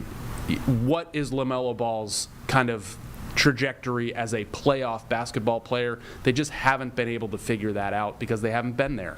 And I think the moves that they've made, bringing in veterans, bringing in players who just know what they're doing and have been around for a long time, like Pat Connaughton, Colin Sexton, and now Spencer Dinwiddie, Mason Plumlee the other night as well, is a clear, we need some adults in the room to take this team to the playoffs or at least get close to it so we can see what we truly have in our supposed franchise players. Yeah, I think that's a really good call out in the sense of the diversity of what we're starting to see things shaping up for. You just alluded to the fact that it really does feel like the team is trying to make something in the near future versus I think, sometimes fans in general of any sort of franchise might get frustrated with rebuilding years where you're like, okay, well, this is going to take some time. But you feel like they're being pretty aggressive about the near future, right? I do, with these moves that they've made really since draft night, Vanessa. And this is a new front office in Jeff Peterson. It's his second year leading things. It's a relatively new ownership group that took over from Michael Jordan as majority owners, Gabe Plotkin and Rick Schnall. And the sense is, Schnall and Plotkin are at most of the games. They saw their team win 19 games in an 82-game season last year. That clearly did not sit well, and I do think that Jeff Peterson, the president of basketball operations, effectively the general manager who's running the front office, in the past when he's been asked, somebody asked him to put it into baseball terms, where is the rebuild? And he said something like first or second inning. Well, he's also said they don't want to skip steps, but as I mentioned in here the other night, they want to take steps forward. And I think, they've maybe skipped a few innings here to try to get, they've got a window of opportunity here with LaMelo Ball on a very big contract and Brandon Miller, an ascending, hopefully perennial all-star in the NBA, to figure out exactly what that core is and who is on it. Well, it's interesting to see because I also felt like I heard you mention recently, maybe it was yesterday, it's tough to tell just because I think the cycle is moving so fast on all of these developments, but you were talking about how Jeff Peterson also is picking up some picks, if you will, for down the road as well. Yeah, his cachet of picks right now, it's hard to even find an updated list. The one we used on our draft night special is now, there's more than that because they added a 2029 first-round pick from Phoenix there. In the Pat Connaughton deal yesterday, they got 2 second-round picks, future seconds from Milwaukee, and they go out all the way, through 2032 at this point, and people shouldn't really look at the year of the picks. They should just look at kind of the total bundle of picks, first and second rounders. I think they entered draft night with, including this draft, with like 8 in 6 years for first round picks.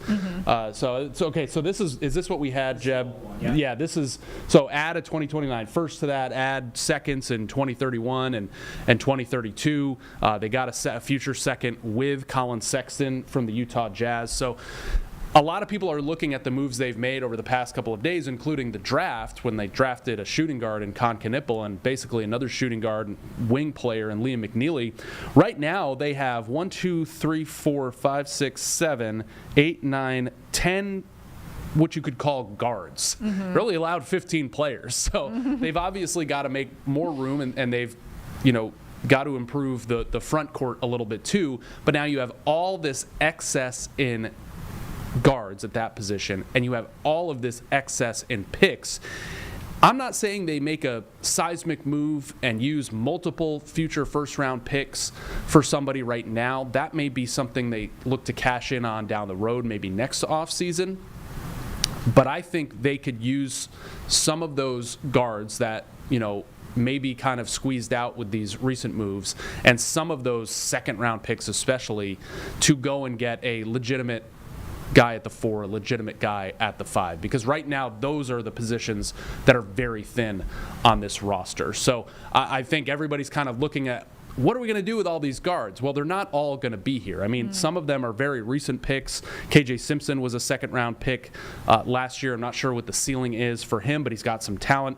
Nick Smith Jr. was a first-round pick in Brandon Miller's draft class. He's shown some flashes over 2 years. He's still young. I think he's 21 years old, and he has shown the ability to shoot and score, so he could be a big trade piece here too. So I think also the ability and willingness for this front office, as opposed to the last one, to move off of even recent draft picks that just aren't working out, or you can basically sign over in free agency. I think you're seeing that here, and I think you will see it soon. I think another move is probably coming for the Hornets to use some of these extra guards, use some of these extra future picks to go out and get a 4 or a 5. Yeah.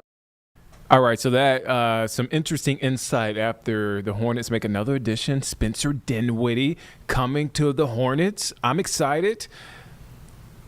Yeah, optimism. There you go. I haven't had optimism about the Hornets in a while, so this is big for me. Speaking of big, let's talk about the so-called one big beautiful bill, which right now it looks like the House is holding on to that razor-thin final vote on this mega spending bill. You see it right there.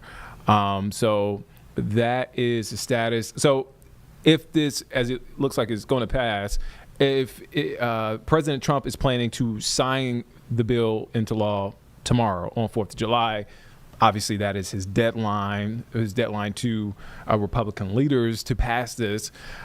He is actually in Iowa today to commemorate the July 4th holiday and announce plans for next year's 250th anniversary celebration. So that's what's happening there on the House floor. All right, let's come back home because we have a special guest here. A great guy. Look, this is his first time here in the studio in the afternoon. Special is putting it lightly. I call him Larry the Legend. He's legendary. You may know him as Larry Sprinkle. Yeah. Oh, gosh. Or 40. Or 4040. Are you talking about my birthday, 40th birthday? Oh, yeah, thank you. Yeah. Larry the Legend, a.k.a. Larry Sprinkle, is here. Larry, you're never comfortable when I call you Larry the Legend. You don't like that at all. Keep going. You can say it. I'm not. No, I appreciate that. Thank you. Before we get to your story, I just want to catch up. How are you doing, man? Doing great. Just hanging out. I'm still here. There's a lot of people think I've left the station. Right, come on. I'm still here every day. Yeah. I still come in. I don't come in. I'm not here at 2:30. Yeah. I'm here right around 6:30. So that's a little more sleep. But I'm here every day, still doing things. I'm still on our morning show, little segments I do every day, and some stories that run during the daytime, and just kind of hanging out. I see a lot more Larry these days. Yeah. You're here. You're I'm here in the afternoon. Actually, in the afternoon. Oh, man. I have this little hidden area back in the other part of the building. Oh, I know. So I'm mainly back in there, always on a computer doing something. No, I cannot imagine not being at the station. I really can't. It's part of my life, and it's my second crazy family. I love everybody. We love you, Larry. Thank you. But you are getting more sleep? We can't confirm that? I can't confirm that because I'm still trying to get used to, the new hours. I'm actually staying up very late so that I sleep a little bit later. Oh. What sleep? It's a waste of time. You could be here. That's why I'm here. See, look, this is why they call him. Working. Yes. This is why they call him Larry the Legend. Yeah. Keep talking. So, okay, I learned something new today, and I got a sneak peek at the story. Folks will see it later today, I believe, at 6:15. Yeah. Sharon. I've seen it a lot here. And I know a lot of folks here have driving seen the around word town, Sharon. definitely. Yeah. So there are roads, there are places named, or Sharon is in the name. Where does that come from? You can't, if you've ever been to or you live in Atlanta, Georgia, you talk about Peachtree. Mm-hmm. Everywhere you go, there's a Peachtree in Atlanta. You can't escape it. You think you're on Peachtree the whole time you're there. In Charlotte, especially South Charlotte, you're driving along, all of a sudden you're on Sharon Road, Sharon Lane, Sharon Avenue. Oh, look, there's Sharon Brook neighborhood. There's Sharon Corners Shopping Center. It's everywhere. A lot of people, Queen Charlotte, we're named after Queen Charlotte City. A lot of people think that must be Queen Charlotte's sister. It must be Sharon. But it's not. It's not mythical, it's historical. That's kind of the key to the whole thing. Sharon actually is a name that goes back in history. Way back in time. Is this a tease for what we're going to run later? No. I give the answer? I want the answer. We want the answer. We're here now. It's a tease to watch. We're here right now. Okay. Yeah. It goes back to biblical times. Yeah. It goes back to Israel. There is an area along the Mediterranean in ancient Israel, or is biblical times, called the Plain of Sharon. It's an area along the Mediterranean. It's a plain of very fertile soil, and that's where the name comes from originally. Now, you go to Charlotte, fast forward to Charlotte, you look around and you go, all these Sharons, it originates really from Sharon Presbyterian Church, which was actually organized in 1841.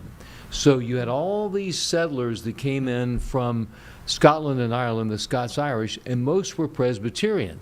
So they moved here, and they lived out in farming areas. So you have this one farming community out, not near Charlotte, but way out in the country, and it was an area where all these settlers lived, and they called the area Sharon.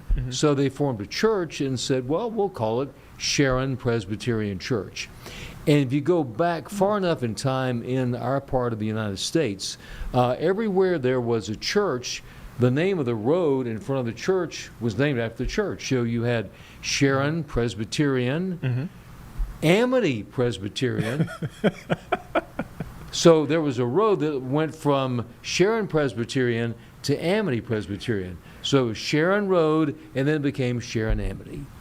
And so you got all of these names that popped up over the years after that Sharon Presbyterian Church or Amity Presbyterian Church. You had Sharon Neighborhood, you had the Sharon Forest Drive, Sharon Lane, Sharon Elementary School. And you're sharing I'm sharing this information right now. I had to say that because I stole that from your store. I guess, the story. That's a Larry original. Consequently, and what happened was, after, if you go and drive on each one of those, you'll find 24 streets, roads named with Sharon somewhere in that name. 24? 24 in the Charlotte area, yes. Wow. And that's roads or streets or lanes or whatever. And then there are businesses, and then there are adult communities and schools with Sharon also in it. And now I got to ask, what led you down this road for this story? Why did I even do this story? Well, it's very interesting. I know. The way he's asking you, what are you doing, Larry? Yeah, what am I doing? Because you've been here for a long time, and I'm sure you've seen the name, and you're like, okay. It's about time. Yeah, about time. It's about time we resolve this, because and really it was every day on the way home from the station, I go down Sharon Road. I'm thinking, you know what? There are people that see this, and then they see Sharon Lane, Sharon Forest, Sharon Drive. Someone's got to go, why are there so many Sharons in the city of Charlotte? So when the management here said, Larry, you got to come up with some story ideas. There you go. There you go. There's a story idea. So it was mandatory. It's a great story. I got a chance to watch the story. I know it airs at 6:15, but I just couldn't help myself. I had to watch it. Yeah, it's fascinating. Before I let you out of here, what did you learn? Again, the historical part of it. Yeah. The fact that, well, first of all, if you go down Sharon, if you go into the South, the Sharon community really is the South Park community. And I love history, and going to the Sharon Presbyterian Church, realizing that church goes back to 1841, and there's so many of these churches in the area that go back into the early 1800s, and there's this historical part of it. If you're fascinated with Charlotte history, then that's just another key to what's going on in the history of this great area. Oh man, Larry, we're gonna have to do this more often. Let's do it. Now that I kind of get a better idea of your schedule, we're gonna have to do this more often. I'd love to. I'm right here. Just call me. I'll come running. That is Larry Sprinkle. I'm not gonna embarrass you and say Larry the Legend. Okay, but I will. Larry the Legend is here in the studio. Larry, thank you for your time. Thank man. you. Anytime. I'll be right here. All right. Thank you. That interesting story. Okay. All right. All right. So we have some live things going on. Where we want to go to? I see something happening at the bottom of my screen. Where we want to go to next, Carlene? The feed says this is live reactions after the big beautiful bill, which did end up advancing. That last vote did come in. It did end up advancing it 218 to 214. Okay. All right. So this is a lawmaker here. Do we know who this is? No. Okay. Well, just listen in. Again, with Live Impact News, we kind of learn together. We learn in real time. So let's listen into this reaction right now. He's imperfect like the rest of us, but he's a different kind of leader. You guys talked about this self-imposed deadline. What does it mean to actually meet this? I don't know. I don't care if it's July 4th or July 40th. I think it's a pretty. I've said this at the beginning of the league. I said, don't count out Trump. That guy. I wouldn't want to play poker with him. You understand that, like, a day ago. You're just fucking this I am. I'm sorry. I've got a lot of questions. Right. You understand a day ago, many of you had major problems, and that's why President Trump understood. The bill did not change. The timing, the timing of everything, and Trump understands that, and I believe that's why they called the vote last night, because that put everybody at the table, and they said this is the deadline. Is ultimately the fear that if this were to change and went back to the Senate, it would have come back in a form that was. It would have died. It would have never passed if it went back to the Senate. Murkowski, we would never get her vote again. I made that point clear. I mean, he didn't have to. President Trump didn't have to. He mentioned it, but yeah, but he didn't have to. We all can see what's going on over there. And just to clarify, did President Trump promise you executive orders on these actions? He didn't make any promises like that to me to anything. But it's Trump, so Congressman, lead, follow, get out of the way. Congressman, one of the issues was that the Senate got rid of a lot of the immigration provisions. Did the president make any remarks that he would be able to take care of the immigration issue with what's in the bill? I think we're confident what's going on with immigration right now, with the money that's going to be provided and the new people that are going to be on the job for immigration, that will be taken care of. I think America realizes that. They're sick and tired, and I'm sick and tired. I know a family, the Corcorans in Knoxville, Tennessee, they lost their dear son in illegal. So I just don't. I think America's sick of it. Hey, there's a cute little bulldog over there. Are there any members that are going to stick around for tomorrow's bill signing? Do you know if anyone? I'm not. Are you? I'm getting back to Knoxville. I've got death threats, so I'm going to enjoy that at my parade that I'm in. Congressman, what? Have those increased during the... Sorry, go ahead. Congressman, I just wanted to see what, if any, commitments Trump made when it came to wind, when it came to solar, when it came to further... I think he said that he understood that we're sick of that stuff, and we're sick of, just the way it was carried out, and it's just a giveaway, and America doesn't need that. If energy is to work, it has to get it there on its own. But is there anything that and he made it do... pretty clear you can get more out of a hole in the ground about that big than you can out of a windmill that's taller than the Capitol. But is there anything that he can do with his executive power that he promised you guys? Y'all keep bringing that up. I'm not sure where that came from, but we never really heard any of that. I mean, he can put tariffs on stuff that come out of China. I mean, that's always an option, and I hope he exercises that option because this bunch is sold out to China, and they don't have the guts to do anything about it. They'll write a tough letter and let's have a hearing. They don't have the guts to follow through because they're in the lobbyist pocket, and the lobbyists are owned by China. And that's so sad. Did that come up in the meeting at all? The potential for tariffs on parts for wind and solar? Possibly, yes. You mentioned the death threats. Do you have any concerns about member security? We've seen some. 100%. I was the first one to bring it up about our Jewish members, and I'm talking about, I got friends on both sides of the aisle. My buddy Jared Moskowitz and both Goldens on both sides. I mean, they're my buddies. So what do you do? Do you raise the cap on the spending that's No, I think I wrote a letter, and it just allows us to go through our MRA. He look good right there, standing there. Hey, y'all, he's single, has a pocket full of money, and he's relatively happy. If y'all could get him in a relationship, you could end all three of those just like that. Everybody else, what you got? Dr. Oz obviously played it. Dr. Oz was not in our meeting. That was with the moderates. What about... All right, reaction continues to pour in after the House passes the so-called One Big Beautiful Bill. Let's shift now to more reaction from Republican leaders. This is a live shot. We did see House Speaker Mike Johnson there. We are expected to hear from him, but let's listen into what's being said right now. Tax cut in American history to finally secure our borders and unleash American energy, an opportunity to put America first again.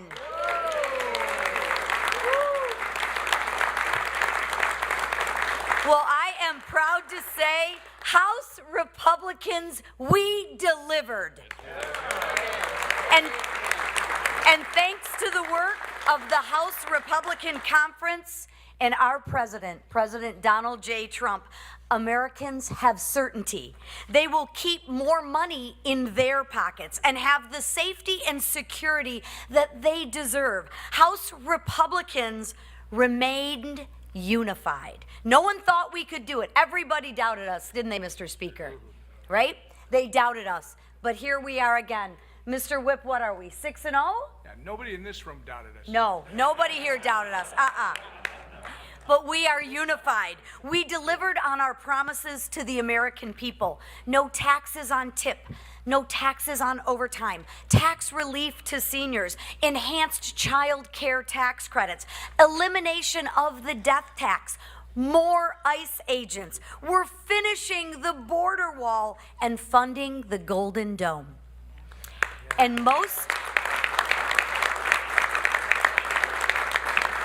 And for all the fear-mongering that goes out there from the Democrats, we actually secured Medicaid for those who need it most. Vulnerable Americans, pregnant women, and the disabled. Compared to the Democrats who would rather give Medicaid to illegal aliens and MS-13 members. Democrats are fear-mongering because they have no vision, no plan, and no leader. But guess what? We have a leader. And our leader is President Donald Trump. And lastly, let's not forget that actual fiscal sanity is being restored. Because of our work, the One Big Beautiful Bill Act is headed to the president's desk for signature. And today marks the end of the waste, the fraud, and the abuse of American taxpayers' dollars. It marks the end of higher gas prices, the end of higher energy costs and higher grocery bills. And because of the One Big Beautiful Bill Act, Joe Biden's border crisis is over.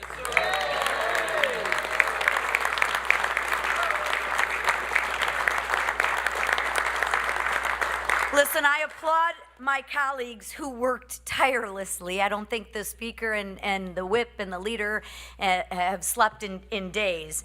But they've worked tirelessly to ensure that we actually delivered on our promises. And I thank President Trump for his leadership in getting this bill across the finish line. Without his leadership, none of this would have been possible. His vision, none of this would have been possible. But today, we passed actual transformational legislation that will impact every family.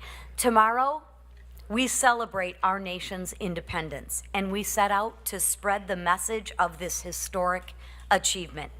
But today, ladies and gentlemen, we are going to celebrate. President Trump and the American people's agenda has been delivered. And the man who probably had one of the most difficult jobs was Mr. Emmer, who actually had to whip and count all the votes and get everybody into line. So without further ado, our whip, Tom Emmer.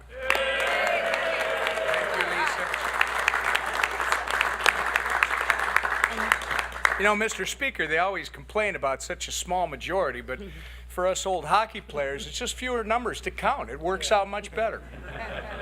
On November 5th, Americans elected a Republican House, a Republican Senate, and a Republican President with a mandate for change, a mandate to undo the failed policies of the last 4 years and to deliver on President Donald J. Trump's America First agenda. Today, we're all proud to report that by passing our One Big Beautiful Bill and sending it to President Trump's desk to be signed into law, we are fulfilling that mandate. This is a once-in-a-generation piece of legislation that secures our border, unleashes American energy, allows families to keep more of their hard-earned taxpayer dollars in their pockets, cuts waste, fraud, and abuse in government programs like SNAP and Medicaid, modernizes our air traffic control system, strengthens our national defense, and so much more, all while implementing the largest cut in mandatory spending in our history. To put it simply, this bill is President Trump's Make America Great Again agenda being codified into law. From Minnesota to Texas and Maine to California, there are wins in this legislation for every single American. And I couldn't be more proud to be part of the Republican team that got this thing across the finish line. I want to say thank you to our Speaker, Mike Johnson.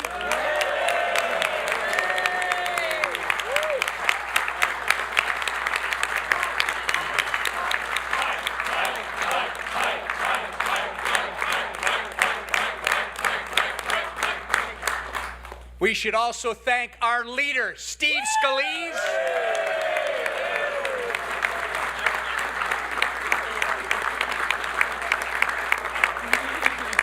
And while she won't tell you what she's doing, we got to give a big thank you to our conference chair, Lisa McClain. I want to thank the chairman of all our committees that worked on the reconciliation instructions for doing all the hard work behind the scenes of putting this bill together. And most importantly, and people who know me know that it's about the team, I want to thank the members of our House Republican Conference for uniting as a team and getting this thing done.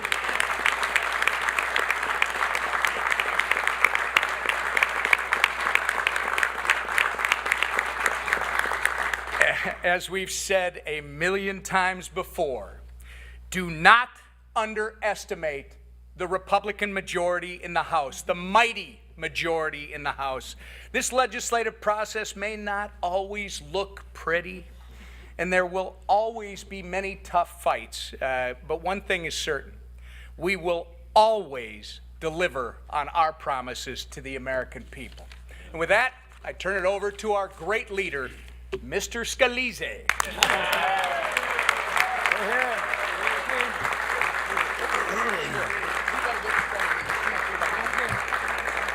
Well, thank you, Whip, and what a beautiful day here in America. It is the golden age of America again. America's coming back. And I tell you, a lot of people wrote this bill off for dead. Nobody said it would be easy. But you know what? We didn't come here to do easy things. We came here to do big things. We came here to make history. We came here to deliver on the promises we made to the American people, to fight for them and to take power out of Washington and give it back to those families who have been struggling for way too long.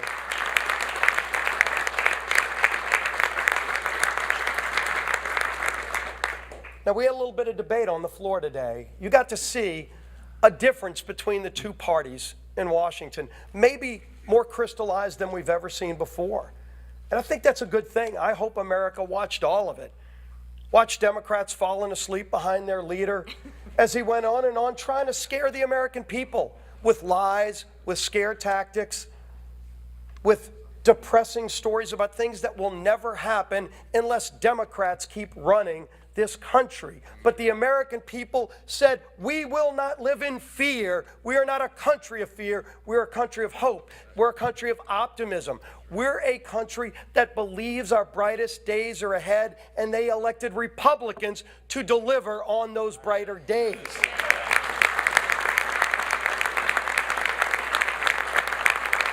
And I think maybe their leader wanted to speak for hours and hours and break records because they wanted to stand in the way of history. But history is not going to be denied. We were elected with a purpose. Donald Trump ran all around this country. He went to swing states that they said Republicans could never win. And he didn't give different messages to different places. A lot of us traveled with the president. And the one thing you can say about Donald Trump is it doesn't matter where he went. When you listen to his speech, it was probably going to be a little bit longer than the paper that was written. Might have been about a 15-minute long speech, because President Trump speaks from the heart. President Trump expanded our base. It wasn't just the typical Republican voters. It was people of all walks of life, people who had given up on Washington because Washington gave up on them, and they finally saw a leader who was willing to fight for the hardworking people of this country. That's who Donald Trump has always been. And all the people that knock Donald Trump ignore one important fact. There is no better, more passionate fighter for America and its hope and promise than Donald J. Trump. And President Trump said at every stop, if you elect me, if you give me a Republican House and a Republican Senate, these are the things I will do. It was kind of historic in a lot of ways. It should be commonplace that a presidential candidate runs on specific things and then delivers on every single thing he ran on. He said, I'm going to secure America's border. His opponents said they were going to keep the border open. He said, I'm going to actually make our country energy independent again and end the war, the attack on American energy that we've seen for 4 years, crush jobs, crush the economy, force families to pay too much for gasoline, and embolden the enemies of our nation like Russia, Iran, and others. And those days are over with this one big, beautiful bill. And President Trump said a lot of other things, but what American people knew about not only electing Donald Trump, but about keeping this House majority and about electing a Republican Senate is that they said, we're going to entrust this group of people to go and be different and to deliver on those promises. And when you look through all the historic things in this one big, beautiful bill, the wins for hard-working families, win after win after win, it's delivering on those promises. We are going to see economic growth. When Donald Trump signs this bill tomorrow on America's birthday, the independence of our nation, you will start seeing historic growth like we've never seen before. I've been proud to work on a lot of important pieces of legislation. There is not one group of people and there is not one bigger piece of legislation that will deliver more great benefits for the hardworking families who have been struggling in this country than this one big, beautiful bill. There's a reason it was hard. There's a reason that it wasn't 2 committees like Tax Cuts and Jobs Act. It was 11 committees involved. Historic. We made great historic reforms in education policy. First ever repeal of a Second Amendment tax in the history of our country. A constitutional right being taxed, gone in this bill. You've heard about a lot of the other provisions. One of the things you didn't hear about is school choice. Federal school choice for the first time ever. So low-income families will have an opportunity to get their kids out of failing schools. Every Democrat voted against all of those things. And they're going to have to explain that. Once the lies and the hot air and the long-winded speeches are over, people are going to go, I'm better off today now that this bill's signed into law and all the things you said didn't happen, but the great things that Donald Trump and this Republican majority promised did. And that's the testament to the non-ending hard work of this group of people. And I will tell you, I've worked alongside a lot of leaders, and I've been blessed to be a part of leadership in majorities mostly. Minorities too. It's a lot more fun to be in the majority. But you get in the majority to do the big things, to do the hard work. And believe me, this was hard work. You all know it. You all know how many times this bill could have died if we just said, you know what, it's probably not going to get there. There's a lot of reasons why you could say it's just going to fail. But this group always said from the beginning, and we told you this and we meant it, failure's not an option because the American people are counting on us. There's too much at stake.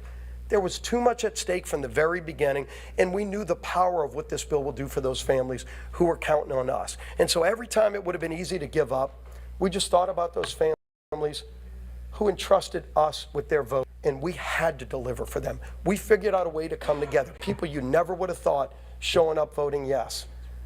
And I will tell you, all the leaders I've served with, I don't think there's one that held this group together, complicated majority, narrow majority, narrowest we've ever had. We were down a 2-vote majority at the beginning of this process. And Speaker Mike Johnson never one day wavered on his commitment. Donald Trump absolutely was our closer, and Donald Trump never stopped. Every day was there in the fight. Who do I need to call? What do I need to do? No president more directly engaged.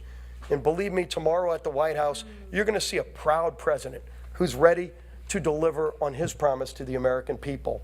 But this bill wouldn't be heading over to the White House tonight without the incredible yeoman's unwavering support of Speaker of the House, my dear friend, Mike Johnson, our leader.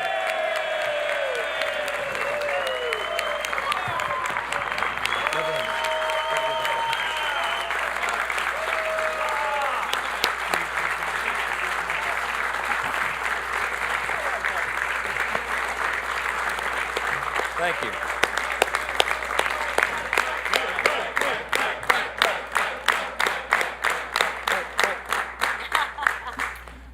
This is the vote tally card. We're going to frame this one, okay? 218, 214. Listen, I'm not going to give you a long speech. A lot has been said today, and these people are exhausted. A couple of us quite literally haven't slept in 2 days, so I'm a danger to myself and others right now. I'm not going to speak off the cuff. I'll just say this. I mean, many of you have asked me this question in the hall over the last couple of days. But when it looked like that we might actually deliver this thing, particularly this morning, how did you know? I mean, what kept you going? Why did you think this was possible?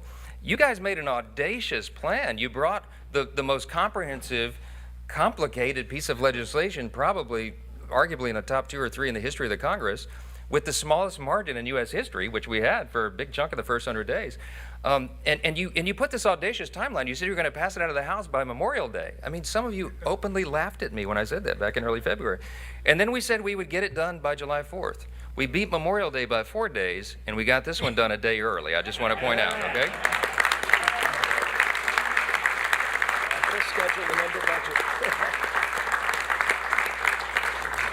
So the question was, I mean, like, why? Why did you do that? Why did you think that was possible? Because it sums up. I would sum it up with one word. It's belief. Okay. We had a vision for what we wanted to do as a group. We believed in the election cycle last fall that we were going to be given this great blessing of unified government, that we would have the White House and the Senate and the House aligned, in alignment, unified government. And we did not want to waste that opportunity because we understand the history that comes along with it, the opportunity that we can do for the country, and we believe that we would have that chance.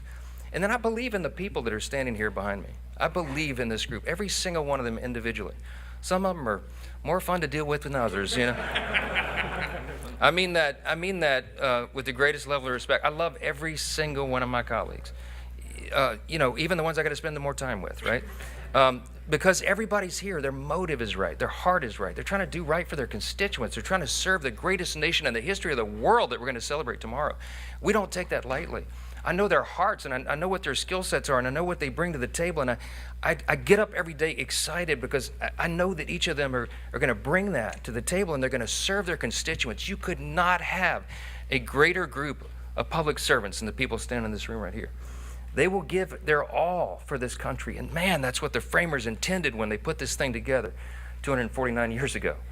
This is what it was about. So I believed in this vision. I believed in the group. I believe in America. I believe we have the greatest nation.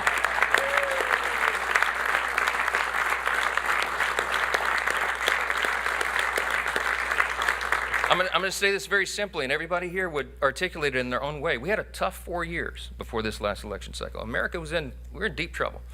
And we knew that if we won, and we believed we would, and we knew that if we got unified government, we'd have to quite literally fix every area of public policy. Everything was an absolute disaster under the Biden-Harris radical, woke, progressive Democrat regime. And we took the best effort that we could in one big, beautiful bill to fix as much of it as we could. And I am so grateful to God that we got that done as we did. Because of the dedication, yeah.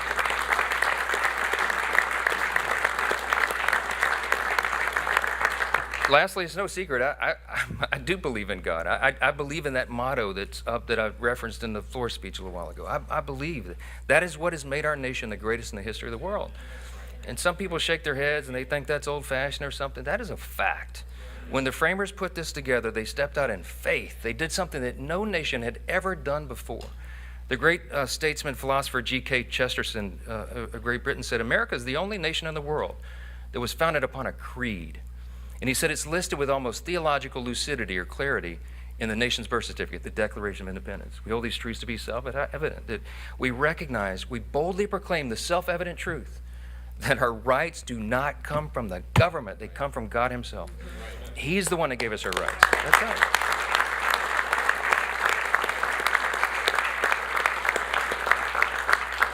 Abraham Lincoln said in the Gettysburg Address, we are dedicated to this proposition, to one nation, under God. A government of the people, by the people, for the people, shall not perish from the earth. This is an experiment. It's only 249 years, y'all. That's not a long span of time in human history. It's just a blip on the whole scale of human history. It is up to us to save it. It's up to the duly elected representatives of the people to come here and represent. And it's up to every single one of us, of the people, by the people, for the people, all of us. So you got to be engaged, and we got to pass this along to the next generation. Reagan reminded us, freedom's not inherited in the bloodstream. It's got to be protected. It's got to be fought for. It's got to be taught to the next generation, so that they will have the same liberty, opportunity, and security that we have all known and too often take it for granted. So I just want to say, we're going to get to the main event here. We're about to sign this bill and get it over to the White House, okay?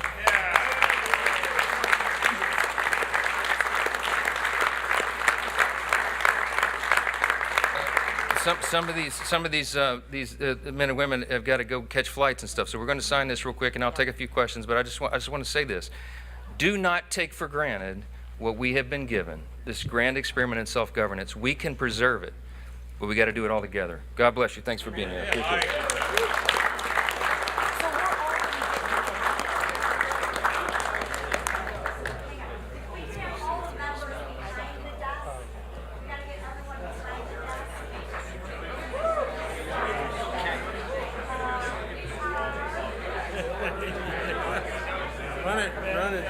Run it.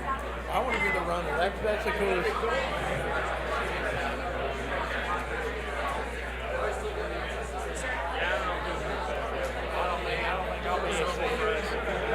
Zach, y'all head down. We're gonna head out, Tim. We gotta catch it. Y'all head right. Yeah. Back to Iowa.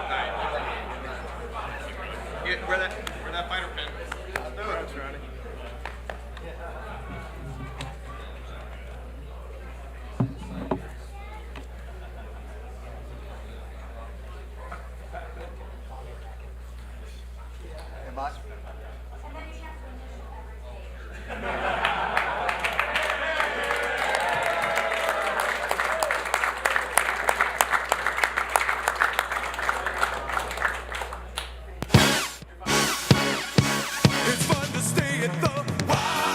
Okay, folks, so there you saw somewhat of a celebration from congressional Republicans upon the passage of the so-called One Big Beautiful Bill in the House. Of course, this is coming in time for President Trump's deadline. He wanted to sign this on July 4th, and here we are the day before. It did pass the Senate just a few days ago, and after a lot of wrangling of some folks, some holdouts within the Republican Party, we see enough votes to get this to the president's desk by his imposed deadline. More on that to come as we go on throughout the afternoon, the evening here on Live Impact News. Meantime, we're going to turn the page here and talk about an important topic for the summertime in our area, and that's pet safety for 4th of July. Of course, we've mentioned this before, how 4th of July can be a tricky time with the fireworks, scaring pets. They might get away. This is a tough time for shelters where they might have more intakes of pets. And there are really just a bunch of other summertime hazards that you really need to know about as a pet owner. So we have here Melissa Nicely joining us from CMPD Animal Care and Control. Melissa, thanks for joining us today. Hi, thanks for having me in. I really appreciate it. Yes, your debut in the Live Impact News studio. So we wanted to first and foremost talk about 4th of July because we know that's, of course, tomorrow, but we know the days leading up to and afterwards, you might have folks who are setting off their own fireworks. That can be scary for pets. That can cause some issues for not only the pet owners, but for the shelters as well. Talk about that. Yeah, absolutely. So it's kind of a double impact there, because what happens is a lot of people just don't realize that their animals are going to be frightened by fireworks and firecrackers and all the popping and the bangs and the booms and that sort of thing. And even some of the dogs that you think are the most bomb-proof, if you will, can, it can affect them, and they can dart out the gate, an open door, and before you know it, a dog that somebody would say, oh, they'll never run away, is running, as fast as they can down the street because they're afraid. And unfortunately, what can happen then, fortunately or unfortunately, I'd like to think that it's fortunate that someone finds them and brings them to the shelter so that we can take care of them and work to get them back home to their owner. I mean, you say, I kind of get your on the fence feeling about the fortunately, unfortunate, because fortunately we want the dog to be found, right? But we know that the shelter is constantly at max capacity. And so 4th of July, because you might have more pets running away, could be a busy time for y'all over at Animal Care and Control. I mean, do you know the rise in intakes that you might see around 4th of July? Yeah, generally we see it in dogs, and I've tracked for years. And when I say tracked, I'm using like an old school hash mark type of thing. There was really no way to put it into our computer system, but they're really good about saying, and tracking how many animals come in. When people are coming in to look for their animals, their lost animals, they ask them, was it frightened by the fireworks or that sort of thing, or was it related to the 4th of July? So generally we can have anywhere from, I think, as low as 6, 7 all the way up to 20 in previous years. And you're right. Every week, every day almost, we're putting out that we are so cramped with kennel space for dogs. Like it's coveted. Like we just never have enough. And so there's a couple things that complicate that. So one, we're closed tomorrow on the 4th of July because it's a city holiday. And so that means that there'll be no animals leaving, to go on staycations or foster or be adopted. So then that's going to mean no empty kennels are being emptied tomorrow. Then you've got that rush of animals that usually we do not see until the fall. It's not really the 4th of July that you see it, it's the days following where people have had time to find them, or they've had time that their dog is missing, and then they're going to come in and look for their animals, hopefully. Or people are going to find animals and bring them in. So it's really going to be Saturday, Sunday, into Monday and Tuesday that we're going to probably feel the effects of it. Yeah. So I guess knowing that, just based on what history has taught you about the trends around 4th of July, what are your recommendations? We'll start with recommendations for pet owners, because I also do want to talk about how the community can help too, even if they don't have pets. Sure, absolutely. So the number one thing as a pet owner, and this isn't just for the 4th, because we also know that animals also, it's 4th of July, but also thunderstorms. Like it seems like almost every evening we get a thunderstorm rolling through. So it could happen anytime. So you want to make sure that at all times your pets are very protected, and that's by making sure that they have a microchip. It's making sure that you take an extra minute a couple times a year to make sure that you haven't changed your phone number, you haven't moved, so that all the information that is connected to your microchip, so that would be the registration part, is up to date with your most current information. I like to even actually put on the ID tag extra contacts, right? Like, Vanessa, I have you as a contact on my, no, I'm just kidding. Oh, but no, I'm happy to. It's like really, that, like somebody that that your pets would be okay with. Yeah. Like, put their phone number on your microchip as an extra contact. That way, if you're on vacation or something crazy. So I always recommend that. Like, don't just put one contact. Maybe put a trusted friend that has a key to your house, so that they could bring your animal back, or that sort of thing, or whatever. So the other thing is leading into pet ID tags, right? So there are so many things on the market now that are available to put on your pets for IDs. There are tags that have a QR code that you can put as an extra thing on there, that if you scan it with your phone, everybody has a smartphone now, it's going to open to a page that has all of the pet's information. Some of them even include in our pet tags, our pet licenses from Mecklenburg County.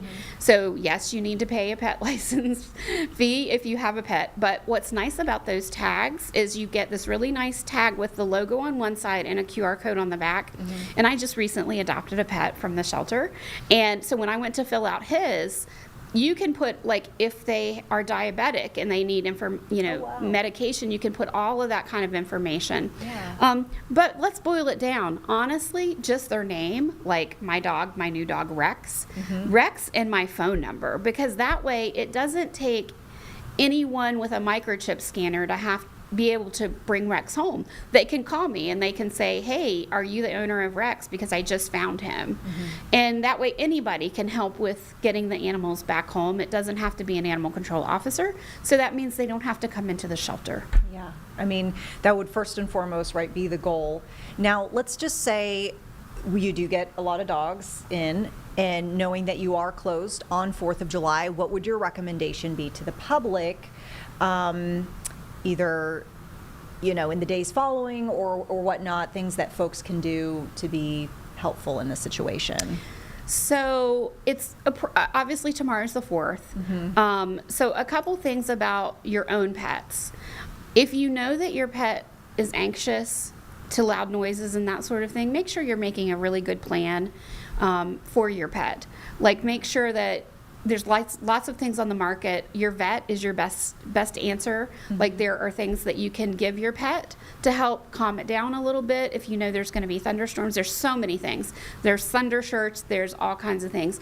Also, if you know your pet has those tendencies, make sure you have a plan, especially if you're having a party and you know that that after dark, be home. You know, maybe go out and party and have a picnic during the day, but be home for your pet. Or if you're having a party at your house, I always tell everyone my favorite place to recommend people to put their cat or their dog, if they're very anxious, is your walk-in closet, especially in your bedroom, because it's muffled with all of the clothes that you have in there. Yeah. And so it makes a perfect spot to put their bed, maybe put something soothing like their blankets and that sort of thing. Maybe even put a radio in there that's playing like soft spa music or something like that. I want to go in that room. Yeah. That's really one of my favorite things to recommend, because people don't really think of that space, but it's enclosed. If you think about cats love boxes, so you could even get one of your Amazon boxes and make it like a special little box in that room. And then I always just say, ask yourself, am I going to the fireworks show and I'm taking the dog with me because I think it's going to be fun for the dog, or I think it's going to be fun for me to have the dog? Yeah. And if you can't say that your dog is bomb-proof and that sort of thing, leave the dog at home. Leave your pets at home. Enjoy it. Let them enjoy the comforts and a non-stressed 4th of July. I think your other question with that is, if your animal goes missing, obviously the first place that you want to check is with Animal Care and Control, because we are the municipal shelter for Mecklenburg County. Yeah. And you can do that. Our current website is animals.cmpd.org, and you can go on there and you want to look under the lost pets. But I recommend coming down. Vanessa, you've been to the shelter many, many, many times, and the pictures that we take immediately when they come into the system are taken by a webcam, so that we can automatically get them uploaded within the first hour that they're in the building. Yeah. They're not the greatest quality. And I've seen some interesting right? ones. And a lot like of the them, finders holding the dog I know, over the counter. And so I worry that if you have a black cat, right, and we have 13 black cats in there, you're not going to really know with the picture. So come down to the shelter. If your pet is missing, come down to the shelter. Our website does update once an hour, so keep checking it, keep checking back, but please come in person. You know your pet best, and you're going to be able to go, kennel to kennel and look to see if you see your pet there. So that's if you're looking for your lost pet. Also, we know, right, social media is your best friend, Nextdoor, neighbors, through Ring. Put your missing pet out there. There's so many connections that get made with getting the pets back home that way, the pet reunification. Yeah. And then if you have found a pet, you want to do all those things as well, put up flyers everywhere. But you also can do two things. You can bring the pet to the shelter, and obviously it will be brought in as a stray, and its pictures and everything will be gone up.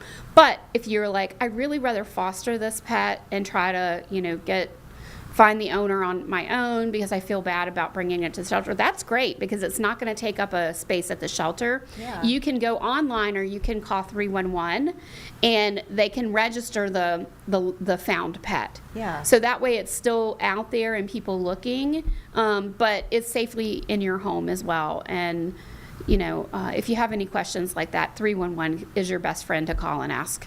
Well, I feel like it's a good time to remind folks as well that I think it's not just encouraged, but it's required that if you do find someone's pet, that you do report it, because I remember doing a story about the ordinances for Charlotte, yes, Mecklenburg County, about feeding someone else's pet. I mean, it gets particular, and you could actually potentially get in trouble if you are holding on to someone's pet and or just feeding right, a stray sometimes. Yeah. Exactly. Those are great things to mention. It is a legal requirement that you, if you find a pet, that you report it found.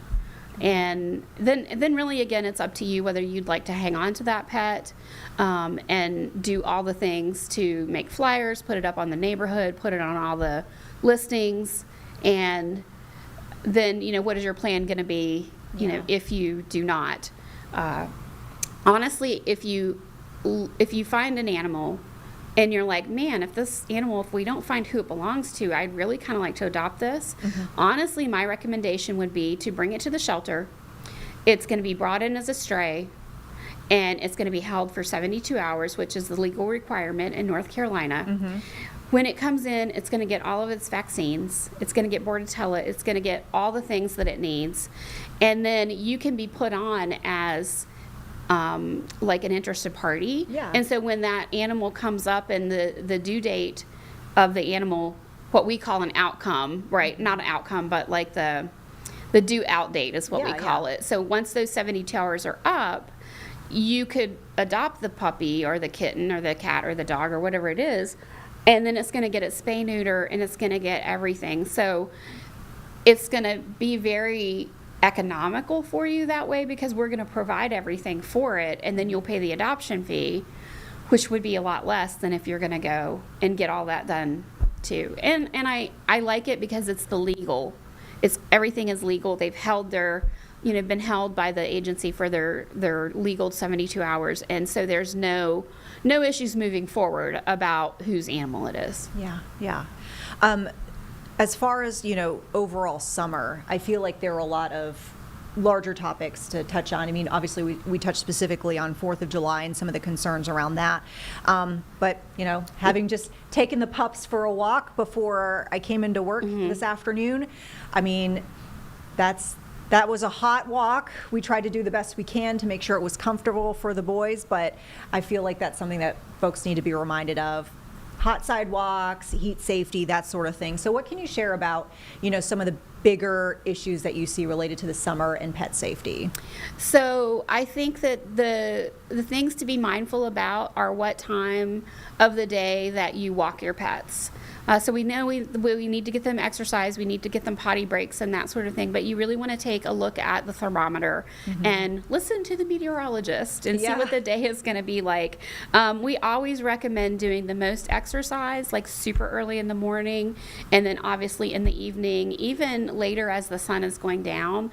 With the humidity and everything that we have here in the Carolinas, it is still super hot even after the sun goes down. So you want to think about also limiting the amount of exercise based on the temperatures that are outside. I like to tell everybody, we've got so many beautiful greenways around.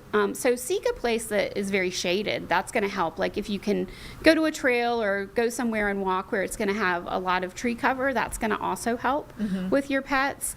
There's other things to keep in mind. You want to make sure that you take water with you if you're going to go out like on a hike or a walk that's not just walking your dog around your neighborhood. Like you're going to take them out to exercise.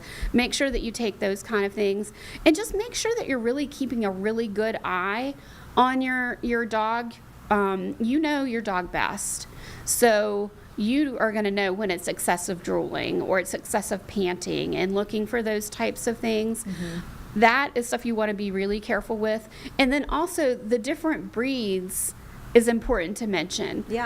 Because different breeds overheat much quicker than other breeds. And like you'll have like double coated breeds that are going to get a lot hotter a lot quicker. But really the ones, and I'm going to just say the like common term, any dog that has sort of the smushed in sort of face is a Frenchie, a pug, a Shih Tzu, and those sort of animals. They are going to have more problems than a normal dog with a longer snout is going to have. It's well known that those dogs are the ones that are going to get overheated quickly. We've had some issues with some Frenchies at some of our clinics in the summer. So those are, if you have that type of dog, talk to your vet, because you're really going to want to limit the time that they're out. They need their exercise, but it's more important that you make sure that they're not going to have any breathing things. And so know your breed, know your dog, know what to look for. Don't let them get overheated. Their paw pads are a big thing, like we talked about. Make sure that you're always feeling the pavement. I always like to put the back of my hand, because that's sensitive back there. Like you can lay that on the pavement, and there's kind of a rule of thumb, if you can't leave it there without having to lift it because it's burning for like 5 to 10 seconds, then it's too hot for their paws as well. So we like to call that like the pavement or sidewalk test. I did that today actually, because it was so hot, and I was like, I just don't even know, so I don't want to chance it. But yeah, I did the sidewalk test. Unfortunately, it felt fine. But yeah, it was a very short walk today. I know that you have huskies at home personally, so I guess I wanted to get your take, because I know that this can be a high energy breed. So when it is hot, do you have certain maybe brain games that you do inside the house to keep them calm and thoroughly satisfied when it comes to like expending their energy? So great question, and especially great because we have a new pack member. Yeah. And he is young. He's barely 2. And so he has a lot more energy than my other 2. My oldest one is 6. So she's kind of like, okay, I'm going to go out and potty and come back in. Yeah. Where he's like, no, let's run and play. And I will tell you, though, they even know, because they're like, let's go. And I'll toss the ball, like at 8 o'clock, 9 o'clock at night. And he's like, he'll toss it and he'll bring it inside. And then our activity, Vanessa, pretty much looks like our sectional couch downstairs becomes like a runway for them. Okay. And then he jumps over it and he runs up the stairs and he runs back the stairs and he does this whole path again. Mm-hmm. He is definitely getting his energy out. But honestly, I do. I take a ball upstairs in our hallway and I toss the ball to him, so that he can get some exercise. And then we have tons of little games. Because I like to tell this story, and I'll keep it brief, but a trainer that used to be our trainer at the shelter many, many years ago is still one of my very favorite people to ask questions. And I had all this guilt because I used to be a recreational runner, but it was long distance. And I used to feel like I had to run my huskies like certain amount of miles every day, or else they weren't getting what they needed. Yeah. And she told me, Melissa, don't be so hard on yourself. The mental stimulation that they get by spending time with their owner and working a puzzle or working a toy, a chew toy, or a Kong, or just the interaction that they have with you, like maybe you brush them, or whatever, that is just as important, and sometimes more important, actually spending that quality time with them than taking them on like a 2-mile walk. Yeah. So I'm not saying you shouldn't exercise, especially breeds, that are working breeds and that sort of thing, but you certainly can find other things to do with them that will mentally stimulate them. And huskies are really part of your pack, so they love being with their people. So that's kind of a little bit of insider information on the huskies, but they are air-conditioned dogs. Everybody always asks me, how do you own huskies in the South? And I'm like, just like we do, I always make sure that if it's too hot for me, it's going to be too hot for them. Yeah, absolutely.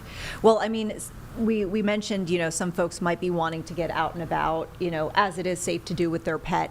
One of the favorite things that we love to do in our house is go up to the mountains and go hiking and such. But, when we go, we're putting on bug spray. So I feel like it's really important to talk about what sort of, pests that you need to be watching out for when it comes to your pet, and what do folks need to be doing to protect them. So obviously in the South, mosquitoes are a big issue, and a little bit differently around the country.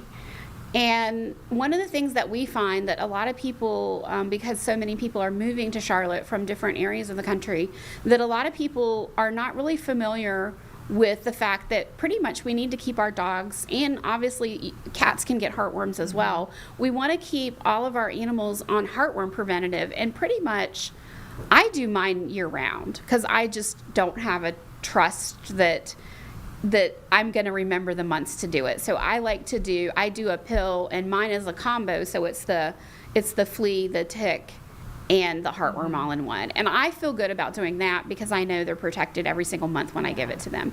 There are different things on the market now that you can do that, but the biggest thing is to know that mosquitoes, when they bite a dog, can cause heartworm disease, and it's a deadly disease.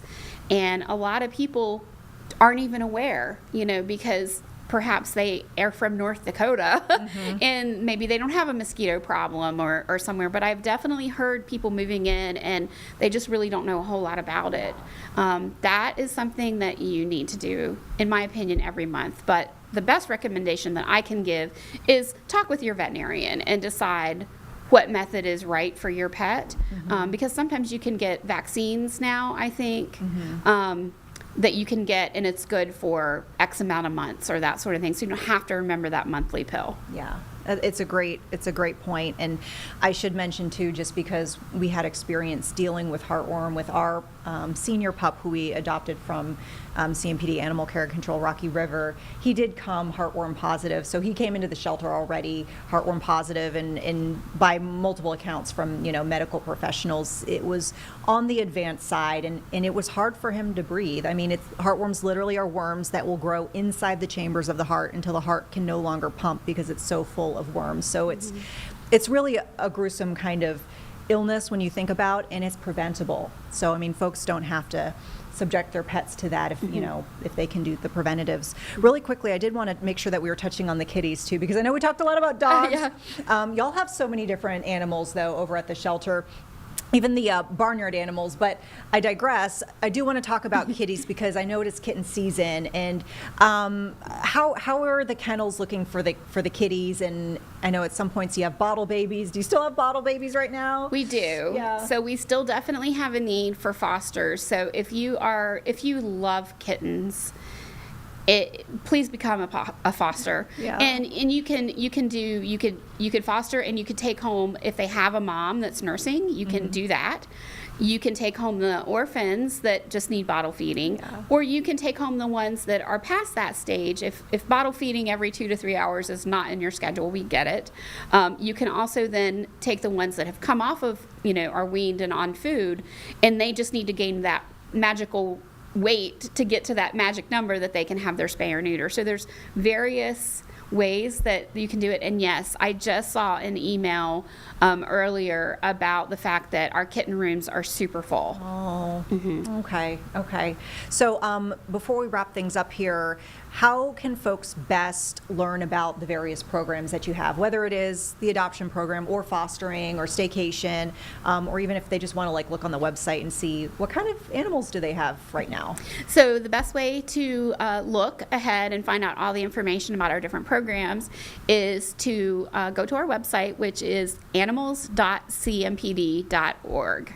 And that will be changing soon as we've made a little bit of a move and a transition, but obviously that will connect and move forward. So animals.cmpd.org, and you can look at everything that you mentioned there, how to staycation, how to foster, how to volunteer, and of course, how to adopt. Yeah, fabulous. Melissa Nicely with CMPD, well, currently CMPD Animal Care and Control, but as you alluded, the fact that it will be eventually separating from of the police department. It did. And so Charlotte Mecklenburg, Animal Care and Control, fantastic. On July 1st. Oh, that's right. We're in July. Of course. Thanks so much for being here in the Live Impact News Studio. Thanks for having me. Yeah, we'll have you again. Let us know if you have any big topics you want to touch on.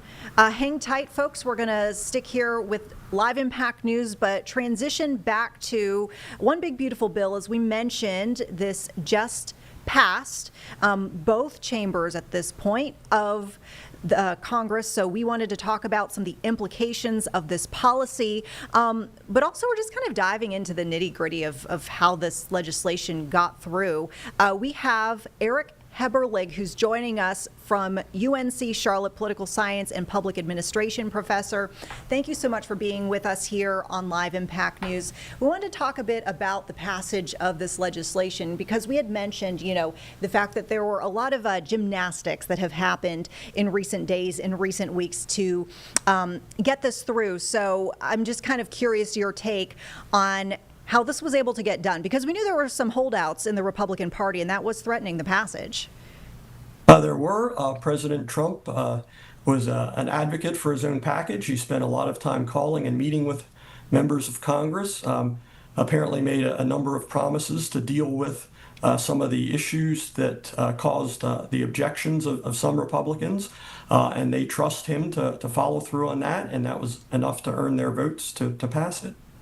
So as far as, the precedence of this bill being passed, I mean, I feel like we don't always see such a sweeping type of, bill getting through with so many kind of different fingers, if you will. Can you talk about, just the scope of the bill and the importance of it as far as, the historical aspects and elements of this getting through? Well, it's a big bill in terms of its cost. It's a very significant tax package, tax reduction package. Also makes very significant cuts to Medicaid, which is the health care program for the poor. Many of the tax elements of it, though, are really just renewals of a tax package that was passed in the first Trump administration, but for budgetary reasons, they set a short timeline on it, so now had to vote on it again, essentially, to keep those tax breaks going. So that's an open question about how much economic impact it's going to have, because it's just continuing what's already in place. Now, I mean, we did see some celebration, as the bill finally passed the House amongst a lot of Republican leadership. But we've alluded to the fact that there were some Republican holdouts, within the party who either did not agree with the scope of the cuts, particularly to Medicaid. We also saw some folks who are kind of on the other side saying this is not doing enough to cut. And so, we saw, for example, Senator Tillis, who, his stance on the bill seemingly pushing his political future in a certain direction. Now we see him deciding not to run for re-election after facing some criticism from the president for taking his stance against the One Big Beautiful Bill. We even saw, on the House side, South Carolina Congressman Ralph Norman not voting to advance this past a committee. So, I'm curious to see, some of we alluded to it kind of as gymnastics, but the fact that there were a lot of discussions, and even yesterday there was like a procedural vote that was held up kind of to stall to make sure that folks were able to get to D.C., and also holdouts were able to meet directly with the president. I mean, this felt like this was moving fast and furious. Sure. President Trump made it clear that he wanted this voted on by Independence Day, kind of a symbolic way of linking patriotism to the passage of his legislation, and they were able to get it done. And I think Senator Tillis's events of the weekend probably helped pull some of those reluctant Republicans in line, that they saw, well, if you cross the president, your career is at risk. So they were willing to swallow their doubts and vote for it and avoid taking on Trump and his supporters in a Republican primary and taking their risk with the general electorate in November. Now, I mean, we heard from the Democratic side a lot of the concerns. I mean, there were multiple concerns we heard Democrats voicing over recent weeks as this bill was moving along. But I felt like primarily some of the things we were hearing were concerns about the impacts to Medicaid. We heard about SNAP benefits, the issues that might cause for the folks receiving those benefits, but also maybe even food pantries that would eventually have to kind of pick up the slack in some situations where folks were no longer getting that food supplemented. We hear Democrats saying that they feel like this is going to bite Republicans in the butt when it comes on down the road and it's time for folks to vote in midterms and such. What are you hearing on that front, and how much of an impact do you think that could have on voters, when it is time to eventually vote again? Well, we'll see. The poor tend to be the least likely demographic to turn out to vote. Likewise, how much of an impact this will have before the 22 elections, how noticeable it will be to them is another matter. Certainly the Democrats will make this a theme of their advertising. Certainly they'll make the point that most of the tax breaks will benefit upper income taxpayers, where the cuts come to the poor, and argue about the social equity implications of that. How that will resonate with voters, we'll have to see. I think it depends more on the state of the economy. If the economy stays in good shape, voters will not mind. Well, they'll credit the president for passing it. If the economy goes down, regardless of whether this bill has anything to do with it, Democrats would benefit anyway. I know this is kind of a bit of a tangential topic. We kind of touched on it briefly just for a moment. I'm just curious your take on the Senate seat that is seemingly coming up for grabs soon. You know, the one where we mentioned Senator Tillis will not be running for re-election. There are some names being tossed around on the Republican side, potentially Laura Trump. Potentially we're seeing on the Democratic side former Governor Roy Cooper, you know, his name being thrown into the hat. We also know that Wiley Nickel has expressed an interest already for that seat. So what are you watching for that particular race? I feel like this is going to be a very contentious race, probably one with a lot of money being spent. I mean, this is really going to be something I think folks are going to be watching nationwide. Yeah, the North Carolina Senate seat was going to be one of the most competitive and most costly anyway, but now that it's an open seat, they're always more costly, more competitive. So particularly if you get two marquee names like Governor Cooper and Laura Trump, this is going to be one to watch, one where the focus nationally will be on North Carolina. So for the bigger names that we are seeing, like for example Laura Trump and former Governor Roy Cooper, what do you think the appeal would be for each of those candidates for their respective parties, or even for independents or undecided voters in the middle? Well, both of them have names that are immediately recognizable to most of the electorate, and that's 90% of the battle in a political election. So Governor Cooper has won multiple times statewide, including twice as governor in years when Donald Trump also won. So Cooper has demonstrated his ability to win crossover votes from independents and perhaps some Republicans. Laura Trump, of course, comes with the Trump name and branding and money and national enthusiasm that come with the Trump name. So they're going to generate lots of enthusiasm on both sides in North Carolina, lots of outside spending from interest groups around the country who want to affect the outcome of this race. So we're going to have our fill of advertisements. To get back to One Big Beautiful Bill, and maybe just the larger, political headlines that we're seeing, on a daily and weekly basis, I feel like there are some interesting, storylines to follow on a political front anytime, but this is a really interesting time politically, I feel like particularly. So I'm just curious, as a professor, what are you telling your students as far as, things to watch as they either watch the news or just watch how things are developing, how to be more educated consumers of political messaging and or, headlines in general? I'm just curious what you're telling your students.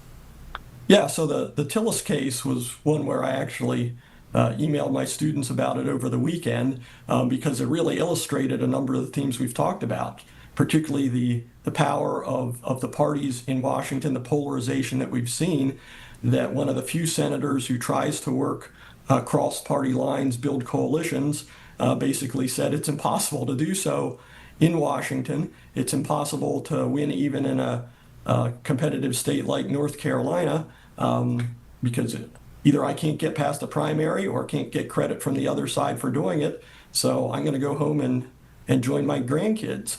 And that's a loss for all of us when you don't have many members who even think it's worth the effort of trying to be bipartisan. And those who do just throw up their hands in frustration and leave the battlefield to those who are less willing to be bipartisan. So we get the conflict and the acrimony that we all say we don't want.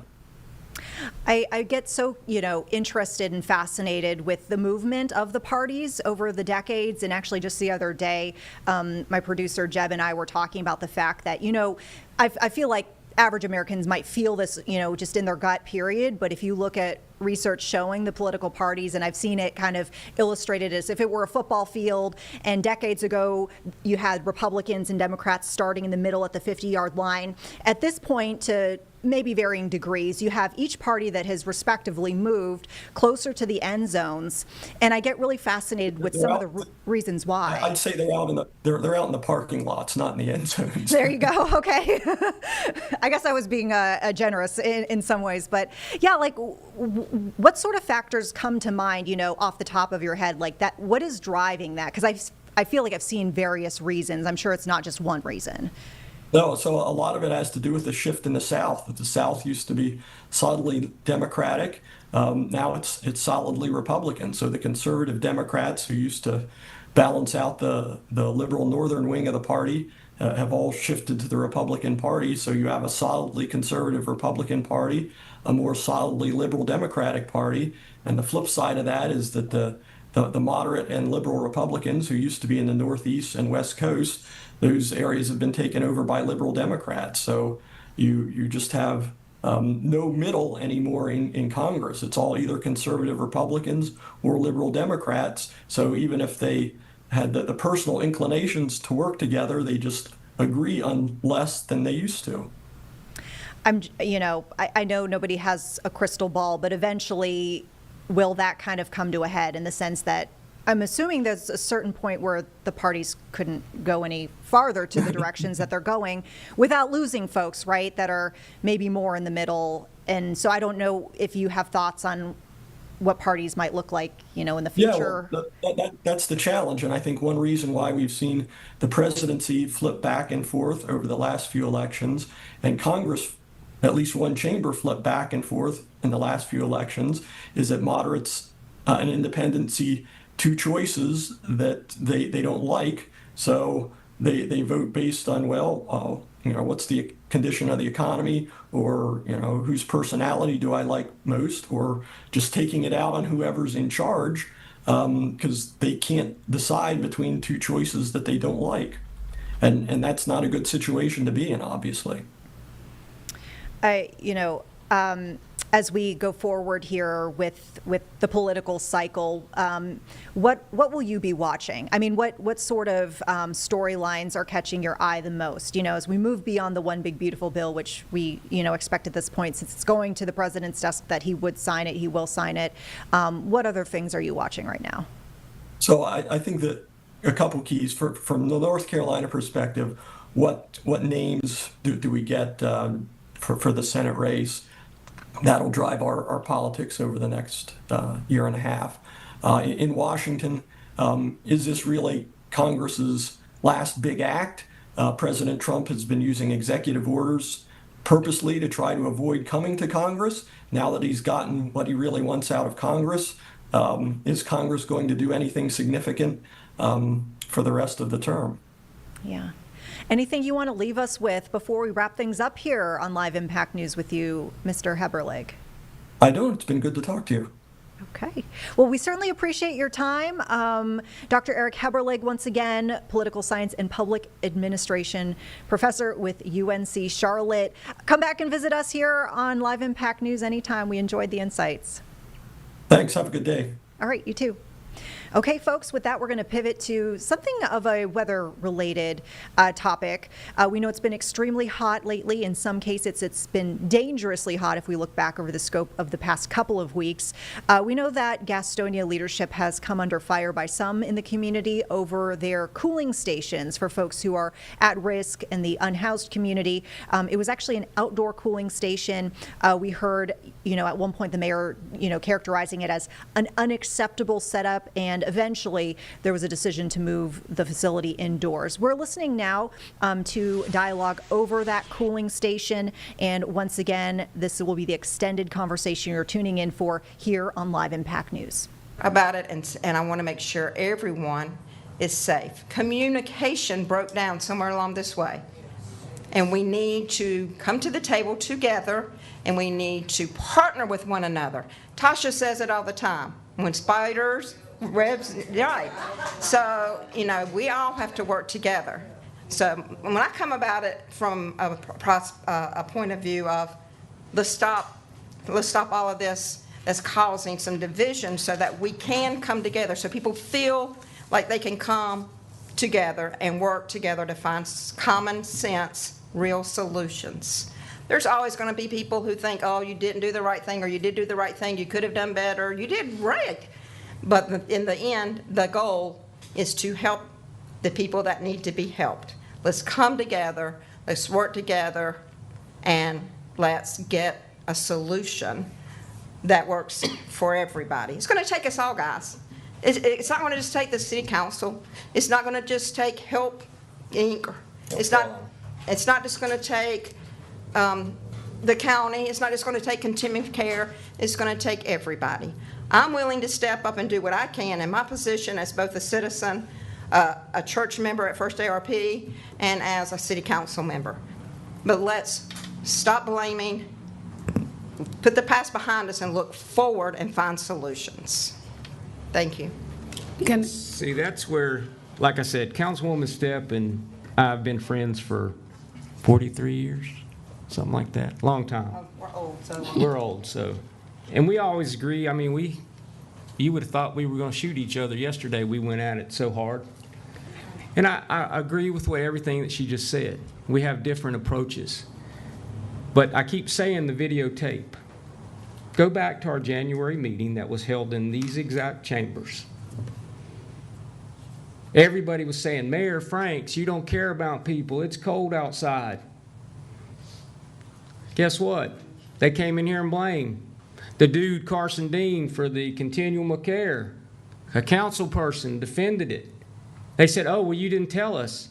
When you get paid to do a job, and some people said, oh, well, the mayor just doesn't understand healthcare net, Gastonia healthcare net, or whatever it's called. Health Net Gaston. Well, Health Net Gaston, okay? So do your job, okay? And the thing is I told them, go back and look at the tape. If this happens again, it is unacceptable. End of story. Guess what? We had a council person defend them. Yeah, you're defending who writes your checks. So, no, this is not for the public to speak. Because you were the one that said it happens on Mayor Franks' watch. Guess what? Leadership is leadership. And when people aren't doing their jobs, they get paid out of our budget to be the lead agency. They have failed the citizens of Gastonia. I'm not speaking to the rest of the people. And we've got people trying to defend failure. I do not defend failure. And just like Councilwoman Stepp and I, we go back and forth. But at the end of the day, we want the same thing. But I look at it from a proactive point. When I see a problem, I make it happen. I get it done. And guess what? That's what the three of us and Councilman Kasupius, we did. But at the end of the day, go back and look at the tape. I said, if this happens again, it is unacceptable. And I kept waiting, and I kept waiting. The temperatures kept getting higher and higher, and I was waiting for people to call me out. Guess what? That's what happened. But then when you call out their inadequacies, their incompetence, everybody wants to defend them. And some people that sit on this council don't like it when I say, you cannot defend the indefensible. And Councilwoman Littlejohn keeps poking me, so I'll shut up. I'll pass the mic back to one of them. Because we got to keep the main thing the main thing.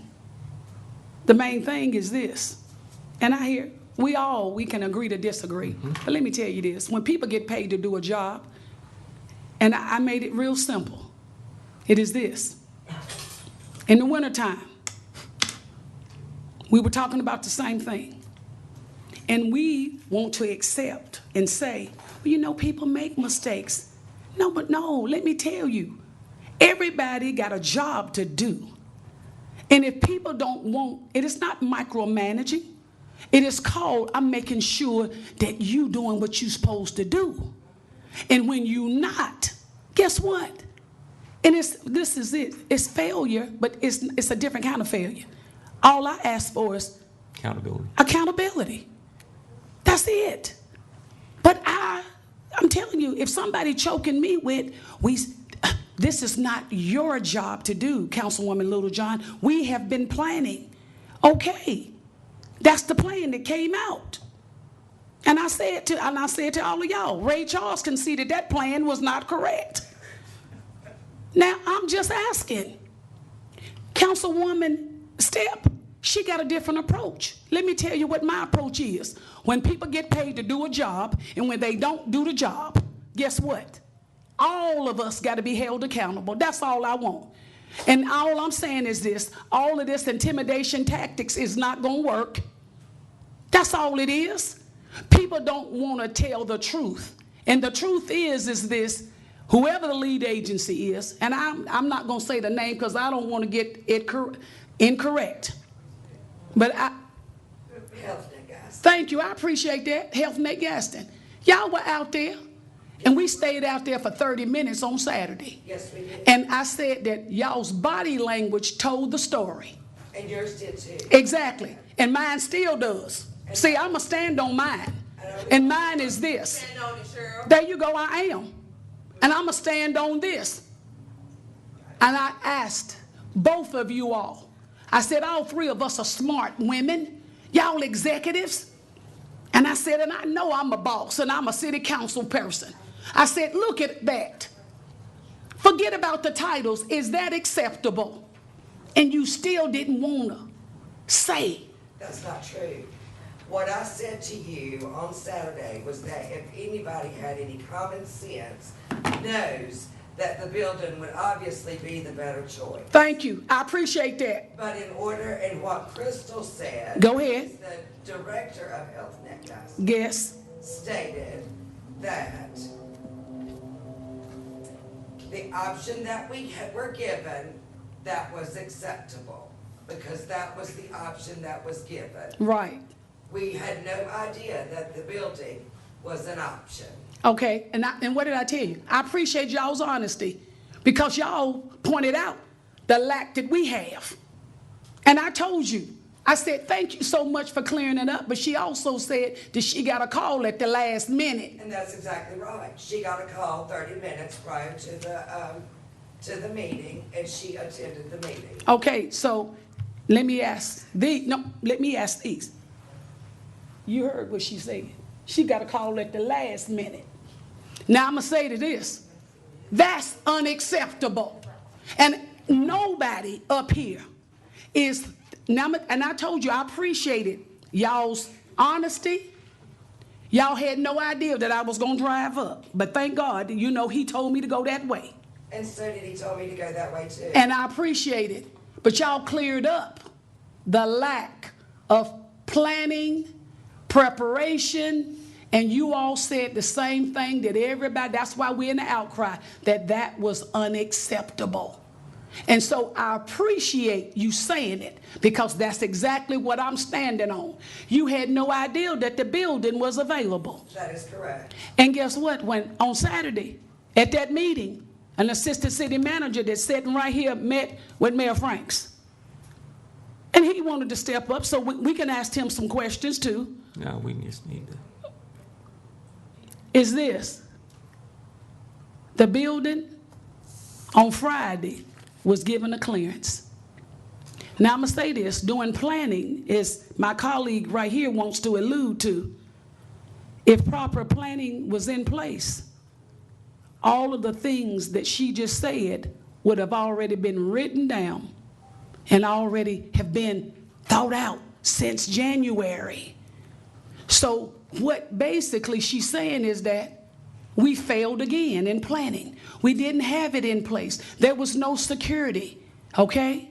That's fine. I appreciate everybody's honesty, but it points out that it was poor planning. So now we ain't got to beat a dead horse. The bottom line is that I'm not going to let nobody throw the fire department or gyms under the bus. And no one is I'm not talking to you. I'm talking directly to the city manager. So I'm making myself crystal. All of this, the buck stopped with him. He runs this city, but we hire him. And we hire this man right here. So that's who needs to be here answering to the citizens of Gastonia. This is an emergency meeting that was called by the mayor. I'm not talking about nobody else, but we have an assistant city manager present. We got other city people that's present. Is Michael Peoples here today? No, he is on vacation that was planned for a long time. He is far away, but he has been available by the phone. Okay. Who's in charge? Who's in charge still running the city on vacation?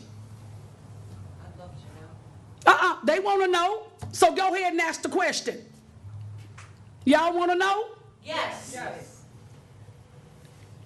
Attorney, I want to know how long the vacation is because I've been calling him since like last. can you please stand up and, who are, I was just wondering how long the vacation was because I have been trying to reach Michael People since last Thursday and they've been saying that he was on vacation. So today is, whatever today is, Thursday. So he's been gone for a while. okay. Well, I am the mayor of this fine city.